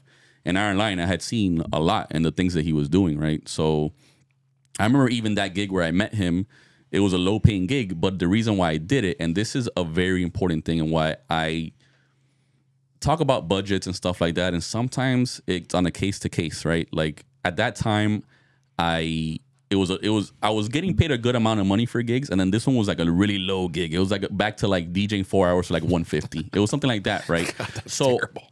Anybody else, or not, I mean, maybe, I don't know, who knows, but you look at that and you're like, wait, hold on, I'm going backwards here. But at that time, I knew I was opening for him, right? So I was like, I want to meet him because I kept tabs on who was who, and he's one of the guys that I wanted to meet. Right. So I'm like, if I open, and I know I can open well because I've been doing it for a lot, you know what I'm saying? I'm doing it for a while now. You know, maybe, you know, I can meet him. I can, you know, who knows? Who knows what can happen? At least I could say hi and he can know who I am. At the very least. I think I even told you that. I was like, bro, I don't know if anything would ever happen, but who knows? You know what I mean? And it did, man. Like, he liked the way I opened, and he was like, yo, man, I'm doing this hip hop party at Club Space. Club Space, which is one of the clubs we were talking about earlier. That's a big... And would you want to open for me? And I'm like, what, bro? Like, let's go. Like, oh, my name's going to be on the flyer at Club Space? Like, yeah, absolutely. I'm out there. You know what I mean? And I had to like shuffle like. What does it mean for a young DJ to like have a like your name on a flyer? Oh, it's a lot. It's a lot. I mean, obviously, depending on the venue, you know what I mean. Like, but regardless, I mean, I guess regardless, like anywhere you're at in Miami, really, like Miami's where it's at. You know what I mean. So there's very few venues you don't want to have like your name on the flyer. It's a big deal because that's part of your resume, right? So it's almost like having a job, like it's like a regular job, right? You put that as part of your resume. So you could put that in your EPK, the press kit, which is like the DJ's resume. Yeah. You could put that, you know. So now you have this club at a DJ. What kind of venues were you doing that, and why is that so life changing? Like why is that so important? So I was still doing a lot of gigs in Wynwood, Midtown, all that stuff, which are still great venues, right? They're still great venues, but then there's another level of venue, and that's what changed, right? Because when another level of venue comes around, there's another level of people that you're meeting that are at different places. And now where they can be like, oh, well, you're kind of like just like opening in Wynwood, right? Which, again, it's cool. But like that being at those places is a whole different story. Like that's... Okay. When I started doing those places, I had to like relearn how to like DJ or like just... It was another form of DJing. It was a whole other thing. So it's just a whole nother world, man. It's a whole nother world that I never even thought about when I began either. You know what I mean? Like, and when I said I want to do this full time, I didn't even think about how that was going to change. I thought it was just like, you know, you show up, you rock the party, and you go home. There's a lot more that goes into it. Yeah. But once you get your name on a flyer like that, like it changes, man, for your resume. Like, oh, okay, cool. Like you DJ at Club Space. Cool. You know what I mean? Like that's dope. Yeah. Like now, okay, now you're somewhere. Now I can count on you because what's nightlife? It's all a business, right? It's all about making money. So it's like they can't okay, this guy's opening over here, but now he's opening at Club Space. I can count on him. You're seen to in make a me different some money. life. Yeah, you're seen in a different light. Yeah, exactly. So that's absolutely like, you know. Was that your first big gig? Like that was your first where it was just like, oh, okay, I'm the man here. Yeah, or not maybe the man, I would but say like, so. As far as nightclubs, like I mean, I did like with Ariel. I did. Remember that St. Patrick's party? Oh yeah, back tent. Yeah, hell yeah. You know, things like that were there was more people. Yeah, you know what I mean, and I was still dope, like for the gram. No. yeah, hell yeah. You know, I remember that. That St. Patrick's party had like I don't know, like 10,000 people, bro. Like that was crazy. Yeah, and I DJ'd for like 2 hours, and like I did very well, man. You know, so that was cool. But as far as nightclubs, yeah, that was definitely like, and that's where things started to change for me because then I met, you know, Jay, who's the guy that runs those parties and all that stuff, and he liked me a lot, man, to the point that like, whenever Iron Lion wasn't available because he was at Story or whatever it was, like he would like, yo, you headline. You know what I mean? And then I got my first headline gig at Club Space, and that just changes everything else. How the fuck you know did what I'm that saying? go down? It was just one day I opened, and then I would always stick around because that's part of it, man. I think it's very important for like DJs that are coming up right now, and even for no matter what, man, but especially more for DJs that are coming up, is stick around, right? No matter what. If you opened, what does that mean? Stick around. So let's say you opened, you worked, I don't know, 11 to 12:30 or 10 to 12, 10 to 1, whatever, and then you did your thing. Don't just leave after. Like stick around and see what the headliner has. And even if you're doing it every weekend, like stick around and see it, because one thing we don't think about is like, all right, when you have a residency, you don't want to remain stale. So you want to see how, like, you don't want to remain repetitive, rather, right? So you want to see how this DJ does it to not stay repetitive, and you want to see what he does and how he mixes it up and things like that. So it's very important to always stick around, especially when unless you have another gig, but you know, it's very important. And because for this other reason, and what happened to me and how I got to headline was I ended up closing out the night for Iron Lion. And like I did very well too. And like that day I remember Jay's eyes lighting up, and he was like you're okay. You know what I mean? Like I like that. Yeah. You know what I'm saying? Do you remember? Oye, time out. And then we can this que me estoy recontrameando. Yeah, of course you can. Full disclosure, we just all right, so typically we do a podcast. Look at me, like if I've done typically this is what I've been doing for the last 7 years of this podcast. Hey, I've been doing typically all right. What a clown I am, honestly. I mean, all right, so this is gonna be a hard stop in the podcast because my boy Melo over here, we've been drinking a couple of adult juices. Like full disclosure, obviously I've said it already. You had to pee. Yep. You had to pee. And so we stopped the podcast. He went, took a piss, came back. So we're going to kind of try to pick it up where we left off. But if we didn't, like, if it kind of rambles off to something else, like, you had to pee, and that's the reason. Yeah, it's my fault. Yeah, that's the reason why. Right. Typically, I know you don't do pee breaks in your podcast, but typically I don't. But I know this is your first podcast, Melo. So you know. Right. You're not a veteran like I am. Totally, yeah, for sure, man. So pour myself another little beer here while we get started. Same skis. Same skis. Yeah. So I think, if I'm not mistaken, we were talking about like the flyer. Yeah, that's kind of where I find it interesting, because this is really where, you know, the groundwork of like what you did, what you experienced. So this is the part of the movie. Like, let's say, for instance, we were shooting a movie, right? This is the part of the movie where like you ate so much shit for such a long time, right? So this is where, like, you know, I don't know, you know, a part of it where the protagonist of the movie gets told, and he gets to his lowest point, right? And then now is where, like, now he starts to see the fruits of his labor. Here's the good, this is the feel good part of it, right? Definitely, and this is kind of where I wanted to tell you, because I remember this, but in a way it is. But in a way, nobody knows what's about to happen next, which nobody knew what was about to happen next. I think everybody can guess. I have the funniest story that I'll never forget. I think everybody can kind of understand where you're coming from. So now you're being, you know, to circle back, you're being put on headliners. You're going up into one of the, you know, the bigger gigs, probably of your life, and of any point, just of any DJ, even coming up in the career. This is like a milestone. Yeah, it's a milestone. Yeah, for sure. Yeah, into one of the bigger clubs. Yeah. Now you got people headlining you, but you're still opening up for another DJ. To you know, Jeff. Shout out to Iron Lion. Yeah, he is still your opener. So at what point do you transition? He's still the headliner. At what point do you? Yeah, exactly. At what point do you seize that opportunity? Because it's like, you know, it's an example that I always give to a lot of people, and specifically to you and I. You and I always talk about it, like the Drew Bledsoe, Tom Brady. Yeah. Not to say that was it, but what I mean by that is, like, because let's be serious. Like, you know, Jeff is still a beast, still a monster in this game. Such a big time DJ. It's not like you came in there and it was a Drew Bledsoe, Tom Brady type of situation. By no stretch. Shit, that's not even close. It was just basically, but it was more so like, okay, he throws this alley-oop. Here's this exactly what it was. Yeah, here's this. Finally, after all this hard work of like eating shit, putting your whole family at risk, putting everything at risk. Here's this one opportunity where you're at one of the biggest venues in Miami. You know what I mean? And some people can go out there and hate on space or whatever it is. Oh, it's a has-been. But like in the world of DJing in general, anytime that you get that kind of big crowd, it's a big deal. People, you can hate on space all you want. You can do whatever it is. But at the end of the day, like, it is a big venue for a startup DJ who's coming up, and this is like your big time to shine. So walk me through that story of how it becomes from like, okay, I'm just the guy who closes the party to like, oh, people are rocking with me now. You know what I'm saying? And now it's like that kind of Drew Bledsoe, like Tom Brady type of situation where like, okay, cool. Now he sets me up. He's still the man, but I'm also going to be rocking right next to him.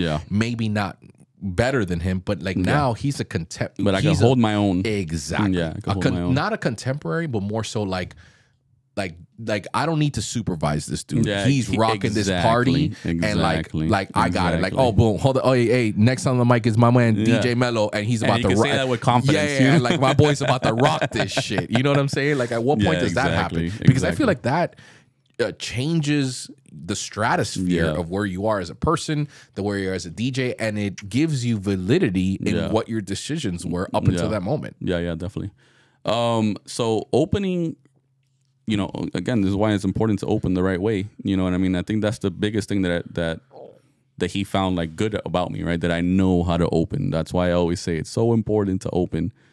And he would show up, right? Because he's a student of the game. Like, to this day, he's years in, and he's still every single day methodically studying. You know what I mean? So he would show up early, and I know that he was paying attention to what I was doing, how I was doing it, and all these different things. So until it gave him, I guess, the confidence to like, here, bro, like, you want to jump in? Like, you know, I did my thing. I can still go for another hour or two or whatever, but like, do you want to like go ahead and do it? Like, giving me that chance. And I think it was just because I was opening so well for him, you know what I mean? So he gave me the opportunity, and I just, again, same thing with me, sticking around, seeing what he does, seeing, literally breaking it down from like, okay, what does he do when he hops on? What does he do an hour later? What does he do 2 hours later? What does he do the last hour? Right? So I would study that all the time, and I did that for a couple months until I finally got the opportunity to actually like close, right? So close is, I still opened. He got the headline spot, which is like the peak hours, right? And then like there's the closing, which is like sometimes there's 3 DJs, there'll be a closer, which is like to wind down the night, right? And you can imagine how that goes. It's kind of like the same concept. I mean, at that point, you could probably repeat songs, things like that. But I would always pride myself on like, no, I'm not going to repeat songs. But I would be always paying attention to what he was playing so that if I ever did get the chance, and I just thought this in my head, he never said like, oh, by the way, you might close today. Like, no, he never said that. But just in case he ever did say, like, I'm going to be ready. You know what I mean? And then it happened, and then I was ready. You know what I'm saying? And then Jay was there. Like I said, Jay was there. I remember his eyes just, he was like, wow. You know what I mean? Like, is this the first really time you commanded a crowd? Is this the first time you a crowd like that? Probably. Yeah. I mean, even when I was opening, like, it was a good crowd. You know what I mean? But definitely, like, I still felt like it was like peak hour at Club Space. When the hip hop party was like rocking and rolling. You know what I mean? So yeah, it's definitely at that level. Yes. Yeah. At that level, yes. Because I had already like headlined a couple places in Wynwood, right?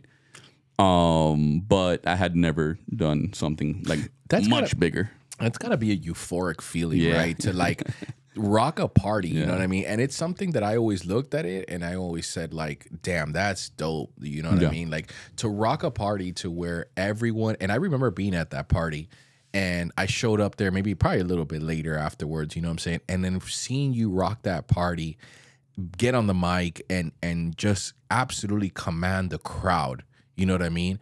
And I remember sitting there and thinking like, man, this is crazy. You know what I mean? Like we're coming from a balcony on an app. Fool. So think about this, man. Like I started really actually DJing, I think Spillover, I did like in April of 2017. This was like about September, October of 2019. Right? When I got the opportunity at Space. Shit. So it had, I mean, really it wasn't that much, a lot happened. Sure. You know what I mean? A lot happened, but it wasn't that long. Like I was like, man, like this is kind of like, that's why I say I kind of got lucky because I don't know that like a year and a half, 2 years into it, you get those concerts. I mean, maybe you can, I don't know. But I at that time, I'm thinking like, nah, man, like this is crazy. I would have never imagined.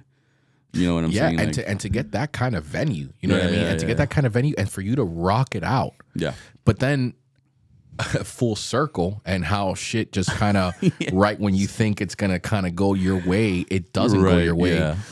We have that conversation and, I'll say it before you even say it. You were like, hey, man, I quit my job. This is working out for me. Yeah. I'm getting paid the most money I've ever gotten paid. What could possibly go wrong? Every day this month. Yeah. You told me like your schedule in February of 2020. It was March of 2020. And you told me what, like, unless something crazy happens, I'm set. Because you were like, well, it's not, and I was like, no, it's unless something crazy happens. And you were like, oh, no, okay. Cool. And then 1 week later, all hell breaks loose. The pandemic happens. And quite literally, the most affected industry, I think, well, I mean, outside of like, I mean, I'm sure there's other ones that got like heavily impacted, but I would say, the service industry, the going to the club, because even restaurants, like, okay, cool, like a lot of them took really, really big hits, but I think that like even more so than a restaurant, I think going and popping bottles at a club is like to the government was like, that's probably like you're not gonna do that, right? And at that, at a club is hundreds, thousands of people like this. Yeah. I mean, it's like spread COVID city. You know what I'm saying? Like number one, number two, there's alcohol. Axed us, bro. Yeah, like and all this, and then now you go from being, God damn it, like you're about to be David Guetta, fam. You're about to be David Guetta. You know what I mean? Like obviously in our world, and then all of a sudden, literally the world stops. Yeah, and now you have 0 gigs, and it's not even like, oh, we'll be back in a year. Oh no, or like as I say, we'll be back in a week. We'll be back. Yeah, remember when I told you, oh, this will be good by next month. Of course. And then a month goes by, 2 months, 3 months, and they're not thinking about opening bars for like. That's the last thing they're gonna open. Literally, it's like that's the last thing. Bars. You know what I mean? And like whatever. A casino. Even the casinos opened up even before you guys. So how does that happen? Like, how do you go from being, damn it, something you worked for so hard, crazy, ate so much shit. Yeah. It's about to happen for you. You're getting the big time gigs. You know what I mean? They're gonna rock the party. People are telling you, yo, this is you. You're it now. To zero. So it's funny because the last gig that I did before things got shut down was a headline at Club Space. Shit. Yeah, it was. I think it was March. Forgot when it was. Whenever the Saturday before everything happened. Because I think everything shut down on Tuesday. But yeah, so that was crazy. That was the crazy thing that unless something crazy happens, I don't even know, man. That was unprecedented, right? Right. Yeah, for sure. Yeah, I was definitely worried. I mean, I had some money saved up, so I was like, all right, same thing. Like, maybe like a month or two, like we'll be all right. It's gonna hurt a little bit, but and also I was worried, and so my girlfriend Shelly also, she was very, very supportive. Which for everybody else, like a lot happened in between those 2 years. So I was living with my girlfriend Shelly at that point. She was also working nightlife, but she was to give you guys you had already divorced your wife. So I gotta Those are those are things that happen. It's something that not to delve too much into it, but to dive too much into it. But yeah, I got a divorce. Yeah. It was probably a cause of my career change, my sudden career change. You know what I mean? But. Yeah. That's something that, people got to definitely think about and stuff like that. But anyways, so she was like, yeah, don't worry about it. Like, same thing is going to be like a month. If not, we'll like figure it out. And that kind of like gave me like a little confidence of like, all right, man, like whatever happens, like we're going to figure it out. And like, luckily, like it wasn't really as hard per se, like as it could have been, I guess, because there was like a bunch of like government help and stuff like that.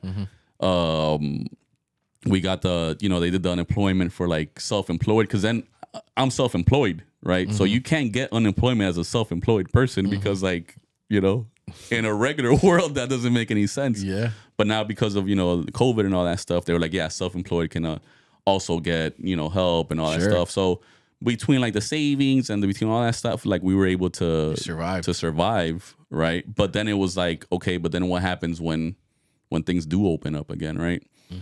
So that was still a concern of mine. In between all that, remember Chaos used to have a little party. Chaos is back, baby. Yeah. Chaos always stayed around. You know what I'm saying? He's a fucking jerk. yeah. Shout out to Chaos. Yeah, DJ Chaos brother. music That's my from brother. That's my Miami. Brother. Yeah, man. Fat guy. All the guys sucks, that I've mentioned, dude. Family, man. Everybody family. But he started doing this little like underground party in a little spot. I don't know if it's prohibition. What's the statute of limitations? 20s. I don't know if he's gonna get arrested now. So yeah, basically just like that. So we started kind of like getting those kind of gigs. Yeah, because remember it was still locked down. Yeah, or it wasn't locked down. It's just like you couldn't like it was just no bars. Right. That's just the one thing where they drew the line. If you had a restaurant, you were Gucci. But like if you had a bar, nah, papa, you ain't. You know what I'm saying? Like you're not gonna open up. And then so we would do that, and that was still kind of cool. You know what I mean? Like I was like, all right, yeah, we could do this. But then like it continued to be extended, like this COVID thing, right? Where I needed to like, okay, now they're saying that they're gonna cut help. Now there's no more help. Baba, like you're gonna be on your own soon. You know what I mean? Yeah. So then a very, I guess, humbling experience happened. So when I live in Hollywood, right? As Miami as I am, here it is. Here's my big confession. This is it. I'm in Broward. Mr. Dade County's in Broward. My guy. Jesus Christ. Whatever. Anyway, so Broward was a little more lenient with things, right? Specifically, probably Hollywood. And I live right by the beach.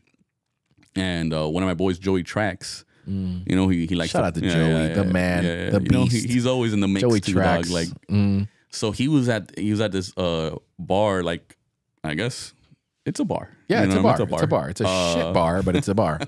Yeah. And he was like, "Yo, they need a DJ out here." Like, and this they're is like paying mid-COVID, right? Mid-COVID. This is like mid-COVID. Things are kind of like opening up a little bit, but not really. But Hollywood, like I said, is a little more flexible. Like they're staying open to like I think 1, I think it was, or something like that. So like, yo, they need a DJ from like 9 to 1, and it's like $200 cash. And I was like, damn it, dog. Like, I'm about to take this gig. This is after you are headlining Space. Again, let me paint the picture to people who don't know. Space is, again, there's a lot of people that hate on Space, whatever. But at the end of the day, for a DJ, Space is you're playing in one of the more legendary clubs in Miami. Yeah. You are headlining. You got people coming to see you play. Yeah. and you go from doing that. So just to kind of give people a budget, it's anywhere from what $700 to $900 per hour that you're gonna not DJ. per hour, not per hour, but per gig. Per gig. Yeah, per okay, gig, cool. yeah. So like, how many hours would you do? 2 hours? If it was headline, it was probably like 3-4 hours tops. Cool. If it extended, you know what I mean. At that point, they would pay a little more. So you would pay like 3 to 4 hours for anywhere from $700 to $900 for something like that. A whole entire staff that just caters to you. Women that are just showing up, that are just popping bottles, guys with massive amounts of money, right. A crowd that's absolutely elite in the Miami crowd. Yeah. You are in the middle of downtown. You got your name on this flyer. You're the man, right? It was cool. Yeah. To going and DJing at a spot in Hollywood, a dive bar, that's like a boardwalk. Right. After you ate all this shit to get to the top of the mountain, now you got to go back because it's Hollywood and no one's gonna like throw you a bone. Yeah. Now you got to go back in a humbling experience to shoot at a part. Like, let me describe what this bar was like. It's in a boardwalk, cheap neon lights. You're getting paid. Did they have neon lights? I don't even think they had neon lights. Probably. You're getting paid cash. Right. You know what I mean? You're in the corner, and who you're playing to is like middle-aged women from like probably somewhere in middle America. Yeah. That the only place that was open was Florida, specifically Broward County. So they would come rent a hotel and just go party. Yeah. And that's who you were. That's who I was. I was rocking it though. You were. No, I mean, to be fair, you were. But you went from like thinking that you just bought a Mercedes to like, oh, now you're in a Corolla. No problem to Corolla. But it was like a 93 Corolla. But like 185,000 miles, you know what I'm saying? Your uncle gave it to you because he went to like high school and just was like, hey, Papa, listen, and the $150 they were to give him at the junkyard wasn't worth it. I just gave it to my nephew. Just gave it to my nephew, though. You know what I'm saying? Yeah. So how was that? Like, that's I mean, it was at that time, again, I think, man, I look back on all this stuff and I didn't even really, I just went like, all right, this is what I got to do. Yeah. You know what I mean? Like, this is what I got to do. Yeah. That's what it came down to, man. I didn't think twice. I was like, all right, let's get it. Like, this is going to be, okay, I could do this every Friday, Saturday, 400 cash, plus whatever little bit of help that we're getting through unemployment. Yeah, it was $200 a night. And literally, bro, I had to set up equipment, just you going went back to zero. Yeah, exactly, dude. But I think in the back of my mind, I knew that, like, okay, I feel like I've built enough relationships that, like, when things do go back, I'm going to be able to, like, just jump right back in. And that's kind of what ended up happening. I mean, I did it for a bit. And then once things actually started opening, and I remember I told the manager that I was like, look, like, I DJ nightclubs, man. Like, that's what I do. And obviously, that's what I do. Yeah, I mean, that's what I do. That's what I do. Typically. Like this typical podcast. Yeah. Uh-huh. So I'm like, when it opens up again, like, I'm going to go back, And like, he kind of actually got mad at me when I went back. Like, bro, what do you want me to stay here forever, And, but yeah, I mean, that's really what happened. I didn't think about it. It was just like something like, okay, this is what I have to do. Right. And I feel like all this time over the years, like, as much shit as I ate, all that stuff, that's what I thought. It was just like, all right, you don't even think about it. Like, this is just what I have to do. Yeah. So at that time, I was like, all right, esto lo que hay. You know what I mean? Like, let's get it, And things came, things started opening again. And then we just kind of like jumped right back into the mix. And right back into the swing of things. So now that, like, the world goes back to normal. Yeah. You know what I'm saying? So now give me like the Cinderella story, right? Because now you're doing all these big gigs and now you're doing that. Like, how does it go from like peaking to absolutely eating shit for damn near 8 to 10 months while that everything pops off to when you start making big time strides and you start getting your name on big things? Because now we've gone through a whole trajectory, right? We've gone through like you starting off in the balcony, sucking ass, going through the trenches, doing all this stuff, to being the peak, getting your head chopped off all the way to the bottom, and then now it's like the light at the end of the tunnel, like, which which is where you're at now. Yeah, definitely. So it was back to the same relationships that I had before I started going back to Wynwood, and then during also while I don't know if you remember, there was a part where, like, it was around that time I was doing the dive bar, and Iron Line was doing Komodo. Right, but they could only stay open till like 12, and they would kind of sometimes push it. You know how some places were pushing it and all that stuff. Whatever. A lot of places were. Yeah. So he kind of was building that party. Like he built that Saturday party from COVID, right? So he was building it, and he was like, "Yo, I want to get you in the mix here." Same thing like Space, all that stuff. And eventually, like, yeah, that's what happened. I went to open for him again, and once again, I'll say it. It's very important to be a good opener. Like, don't try to be a barbaro. Like, don't try to do it because like you're gonna upset people. El barbaro means like I don't even know what that means. You're saying a lot of like Miami-isms. Barbaro is like, don't try to be a badass. I'm from Miami, though. I mean, I'm in Hollywood, but I'm from Miami. Yeah, for sure. No, don't stop what you're doing. I'll just translate for the people to understand what you're saying when you barbaro. It's not like wait your turn, but like, yeah, kind of wait your turn. Like these guys have also worked so hard and a lot longer, right, to be where they're at. Like for you to come and think that you can just, do what they do, right? Respect the game. So being someone that the value that I provided to him was that I was a good opener for him, right? Because he felt like some other people were like playing like this, not being good openers, So he was like, yeah, let's get you in there. And then kind of like the same like thing that happened at Space happened at Komodo, where like Lewis, he was the guy that was running that party, who also, obviously has a big role in building that party up. It was them too that built it up, together. He liked me too, and he was like, yeah, let's get it, you know what I'm saying? And then same concept. Eventually I got to do the headline, and now I headline that Komodo.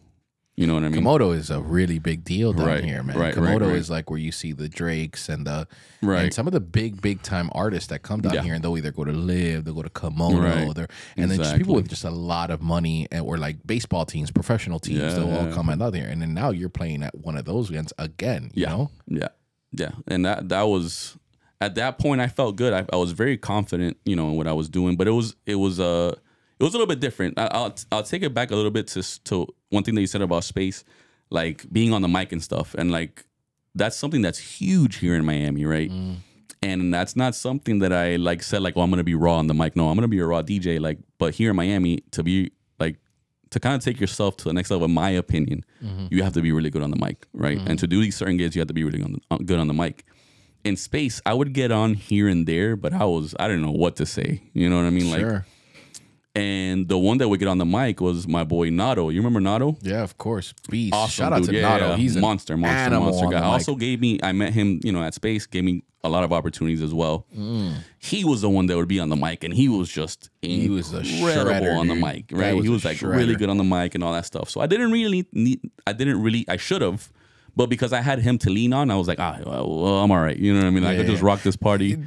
Just to kind of give you a brief, mic work is a very lost art in the industry of DJing. But mic work is basically, and correct me if I'm wrong, once again, it's basically where the DJ is going to rock the party. He's going to create the music that you're going to dance to. But there's also another element where he's going to grab the microphone and he's going to command different parts of the night with just his voice.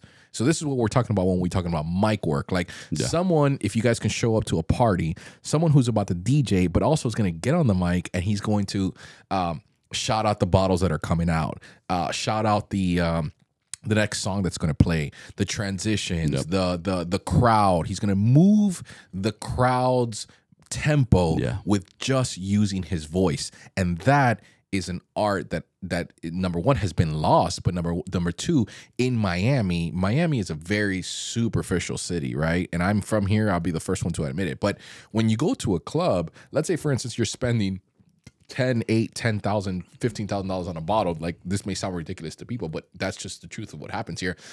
The venue owner is going to want the DJ not only to play some of the best songs and to rock this party, but you also need to shout out when someone's spending that kind of money. You also need to shout out the kind of ladies that are going to be there. You need to command the entire party with just your voice.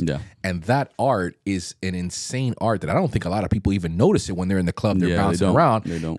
Because it's done so well only by the elite DJs. And this is what I guess you're talking about when you're talking about Komodo rocking a mic. And like, you could be the baddest DJ. Correct. And just, I learned that very quick there. And just DJ like on a regular level, but to command a party with your voice is top tier. Something else. Top tier, Yeah. right? That's only for the charismatic DJ. That's only for a DJ that can, you know, that's for like the elites of the elites, the type of DJs that get paid to go to other cities and kind of rock it. So I want people to know about that, right? I want people to, I don't know about it because I've been around you for so long and you've explained it to me, but I want people to understand why, number one, that's so important, but number two, why that separates someone from, let's say, for instance, a regular person who's just going to rock a party. Yeah. So, you know, you look at places like Komodo, Swan, Live, Story, you know, those parties at Club Space and all that stuff. Those, like I said earlier, they're another level of party, right? And what some people call like bottle service clubs, right? Where it's like, unless you're buying a bottle or buying a table, like, and sometimes not even a bottle. Sometimes you got to buy a whole table with like, and get like 4 or 5 bottles to get in there. You know what I'm saying? Like, it's like you said, you got to make them feel very special. And I'll add to what you said, you got to encourage them to spend even more. And I think that that's what makes it, like, that's what makes you the elite of the elite, right? There's only a couple guys that I've heard, and that I've personally heard. I'm sure there's more, you know what I mean? But there's a couple guys here that are absolutely incredible. And I realized there how important it was. And now, again, that's why I said I had to like relearn or learn something new, or like it felt like a whole different other world of DJing is getting on the mic. It's still something that I'm still working on. I've gotten better. And the only way you're gonna get better, obviously, is just to continue to do it. But yeah, you have to get on the mic. You have to encourage people to spend money. That's what it's about. If you can do that, that's the ultimate goal. Being charismatic, all that stuff, right? That's the ultimate goal. Can you do that? Can you do that? I'm sorry. And that's where I learned that's what I needed to do. So I was like, all right, so I guess that's just what I'm going to have to do. You know what I mean? Took a couple shots, took the edge off, and I got on the mic, and it was, I mean, man, not up until like a couple of that, or like 5-6 months ago, it was really bad. It's still not where I want it to be, personally, but you got to do it. You know what I mean? Like, and just get on the mic. If you want to be there and you want to do those gigs here, especially in Miami, I think you can go to other spots and get away with it. But here in Miami, if you want to be there, you want to be at Live, you want to be at Story, all that stuff, which it's a personal goal of mine because that's what I set out to do from the beginning. You know what I mean? Like, you're going to have to be on it. Yeah, I think, you know, it's interesting that you say that, bro, because like a lot of times, and this is kind of where like I want to kind of emphasize, you know, even for a lot of people, bro, they go, I think the biggest deterrent, let me just, if you can give me a second to gather what I want to say. There's a lot of times where people will get to the pinnacles or to the peaks or to what they considered is, okay, I've struggled enough. Now it's time for me to meet some good stuff, or maybe get some like some good meat on my side. A lot of times people will get to certain particular levels in their career and then realize that like, okay, cool, this is where I'm at. And then even if they plateau, their subconscious, because they are stopping the learning process, I think, makes them kind of stagnant in a way, or like, in other words, like they begin to rest on their laurels. You know what I mean? And, you know, I think that in and of itself is a crazy lesson to learn, because even when you get to sections where you're playing at these really, really prestigious clubs or whatever, the fact that most people will say, okay, cool, like I've gotten to this place. This is a really like what I think would be like a pinnacle part. 99% of people don't necessarily make it to that level.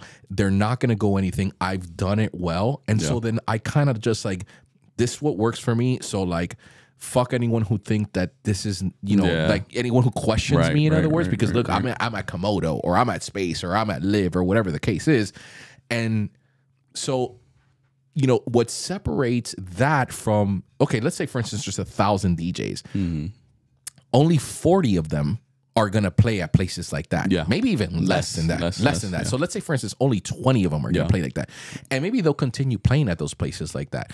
But it's really only the top 5. Imagine 1,000 DJs and only 5 of them really can be like, okay, I'm going to not only play at those places like that, but I'm going to play at even more, right? I'm going to take it to, this is where regular people stay at. This is where the elite stay at. And this is where like the God tier type of cats are at. Right. So it's the fact that you are willing to, even at that stage, put some certain things to the side and be like, you know what, dude, like I still have to learn even at that age, or even at that level, I should say, and still be receptive to that, because most people are not going to be that way. Yeah, they'll be like, "Oh, this is what I know. This is what's worked for me." Exactly. And that's one thing about, you know, DJing, and I'm sure in other careers, maybe like even like in the jewelry game, like things are ever evolving. Things change. What might be hot, we might be sitting here, and then in 2 years, you don't need a mic anymore. Now, if you're on the mic too much, now it's, you know, that can happen. Like things just like I've already seen. I haven't been DJing long enough, but even in the 5-6 years that I've been doing it, I've seen things go and come back already. You know what I mean? So imagine over like the span of like 15, 20 years. You know what I mean? Like you've probably seen a bunch of different things come and go. You know what I mean? So you're always, as a DJ, gonna be learning, and you always need to understand that. You know what I mean? Like to always be receptive to learning, and to not being like, oh, well, I know everything, or like, no, I mean, you might know everything what it was in 2022. You might know what it was in 2017, but do you know what it is in 2025? You know, like it's gonna be a whole different game, and every gig is different. Like even if you're at Komodo every night or live every night, that's different from night to night. You know what I mean? Like if you're doing, how do you do that though? How do you put that to the side, right? Like how do you because there's a bunch of haters, or like haters or not, people who know it all. Everyone behind a keyboard knows it all. Everyone who's never DJed knows it all about DJing. How do you know when what they're telling you is correct, and then how and what do you tell, like, okay, cool, like I actually have to learn from that? Like how do you become a sponge and know when to take that correct advice or not? I mean, I guess I just see it from the guys that are there, right? So if, for example, if I'm a Komodo, and you know, when I was at Komodo, Lewis was like, oh, well, he would always be like, yo, you gotta get on the mic and say this or do that or whatever. Like he was essentially like forcing me, even though I didn't want to. You know what I'm saying? Like, he's the guy running the party, so he knows what's good. You know what I mean? Like he knows, like, I need you to be on the mic, bro. Like that. That's what it is. You know what I'm saying? So like, it's like that, man. I mean, yeah, it's just like that. The guys that are there and are doing it and have seen it and are seeing it and running it, if that's what they want, you know what I mean? Like, that's another thing. It's like, whatever they want at that venue, that's what they want at those venues, like, you got to go with it. You're not the owner guy. You're not the guy running the party. You know, you're the DJ. So whatever they want, whatever vibe they want you to be on the mic, be on the mic. They want you to play the French national anthem for the bottom. And that's happened. I've seen that. I've seen that. And you do it. You know what I mean? Like, you kind of have to put, like, whatever ego or pride or whatever you think is right, you know what I mean? Like, and just like I said, be open to it, man. Be open to it. Like, that's the game. Like, this is all a business. You know, as much as like this is a dream and all that stuff, yeah, it's my dream, but this is also a business, and you got to do business the right way.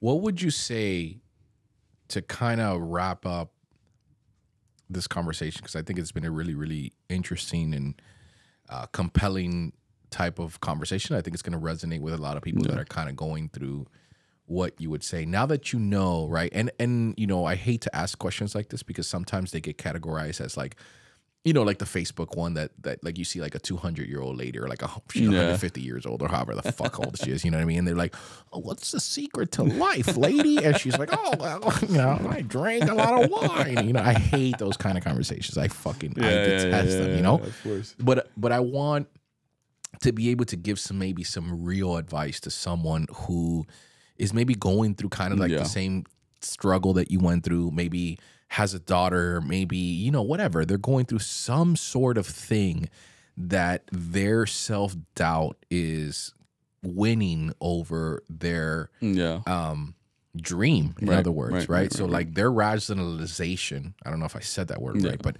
is winning over there. And then like you get the success story, because guess what? Not everyone is going to be successful. Some people are going to go for it, going to go for the dreams, and they're going to suck, and they're just going to end up being T-Mobile managers. And there's nothing wrong with that. You know what I mean? But for that particular person who doesn't necessarily have all the courage, doesn't necessarily have it, and you know, at the time that we were coming up, we didn't have like, maybe there were podcasts or anything like that, but we didn't even know about that. You know what I mean? We didn't have anybody to necessarily give us that push. So what would you say to someone who's kind of in your similar situation, who now sees you like as a successful DJ in one of the hottest cities in Miami, and you're doing your thing, and at one point you weren't doing your thing? What would you give to someone who is maybe in between jobs, maybe in between a passion project that they are considering and that they want to move that? what would you tell that particular person? And try, and what I want you to be is just, I want a raw emotion answer of what you genuinely think is that one particular thing that they can maybe tap into. Yeah.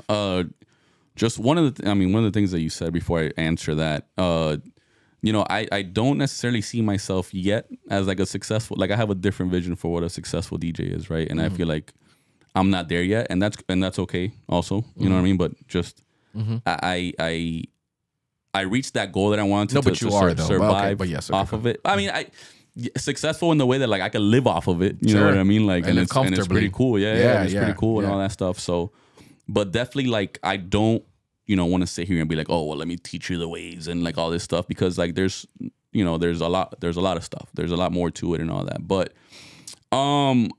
you know, I think that people don't go after what they want to go after because they're afraid of what other people are going to think. Right. I think that's ultimately that's the root cause, right? What's my mom going to think? Oh, they're going to laugh at me. Oh, my best friend is going to think that, you know, well, he's going to do it. Like my barber's going to laugh at me. That's all things that happened to me. You know what I'm saying? Like it happened to me, and I had to like put that to the side, because at the end of the day, they don't live the life for you. They're not at T-Mobile or like at whatever job miserable. You know what I'm saying? Like, and when it's all said and done, bro, like all those same people that, for example, in my case, right, I can only talk about like me, but like now they all look back and they're like, yo, dude, like I remember when like I laughed at you, you know, like my mom all the time, my barber, he's like, yo, I remember I laughed at you. You know what I'm saying? Like, so it's going to go away if you work, you know, if you work for it and you're successful and stuff, it's going to go away. But really what I think of, and I hate to get so deep, but like, you know, it's not, I always say it's not that deep. You know what I mean? It's not that deep. And what I mean by that is like one day, like this is going to be deep, but one day we're going to die. You know what I'm saying? Like, or we're going to be on our deathbed or whatever the case is, like, and we're going to look back and be like, well, I didn't do this. I didn't follow this goal. I didn't try to go reach after this dream because I got scared of what my barber was going to say. You know what I mean? Like, because my barber was going to laugh at me. You know what I mean? Sure. When that's my brother. Like, he loves me. I love him. You know what I'm saying? Like, I don't want to, you know, single him out, but I'm just an example. But, like, eventually when you die, bro, you're just, and I tell you this all the time, you're just an Instagram post, bro. And what I mean by that is when you die, someone will be like, yo, R.I.P. Melo, man. He was a great dude. And then the next slide on that story is going to be like, yo, I'm out here in Midtown, you know, let's meet up. I'm out here in Fort Lauderdale Beach, like, let's meet up. Life goes on. Like, it's not that deep, man.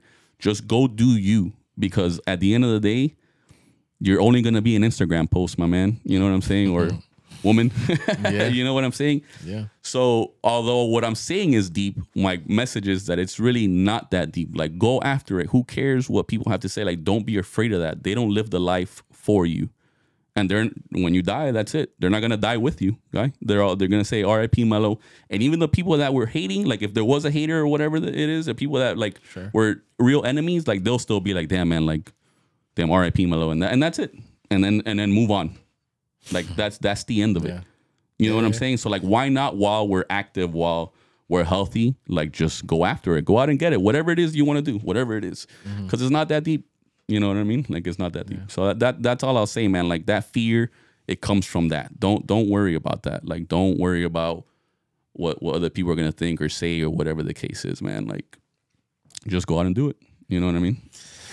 God damn it, dog. Shit. Like you run through a wall, brother. You know what I'm saying? Like,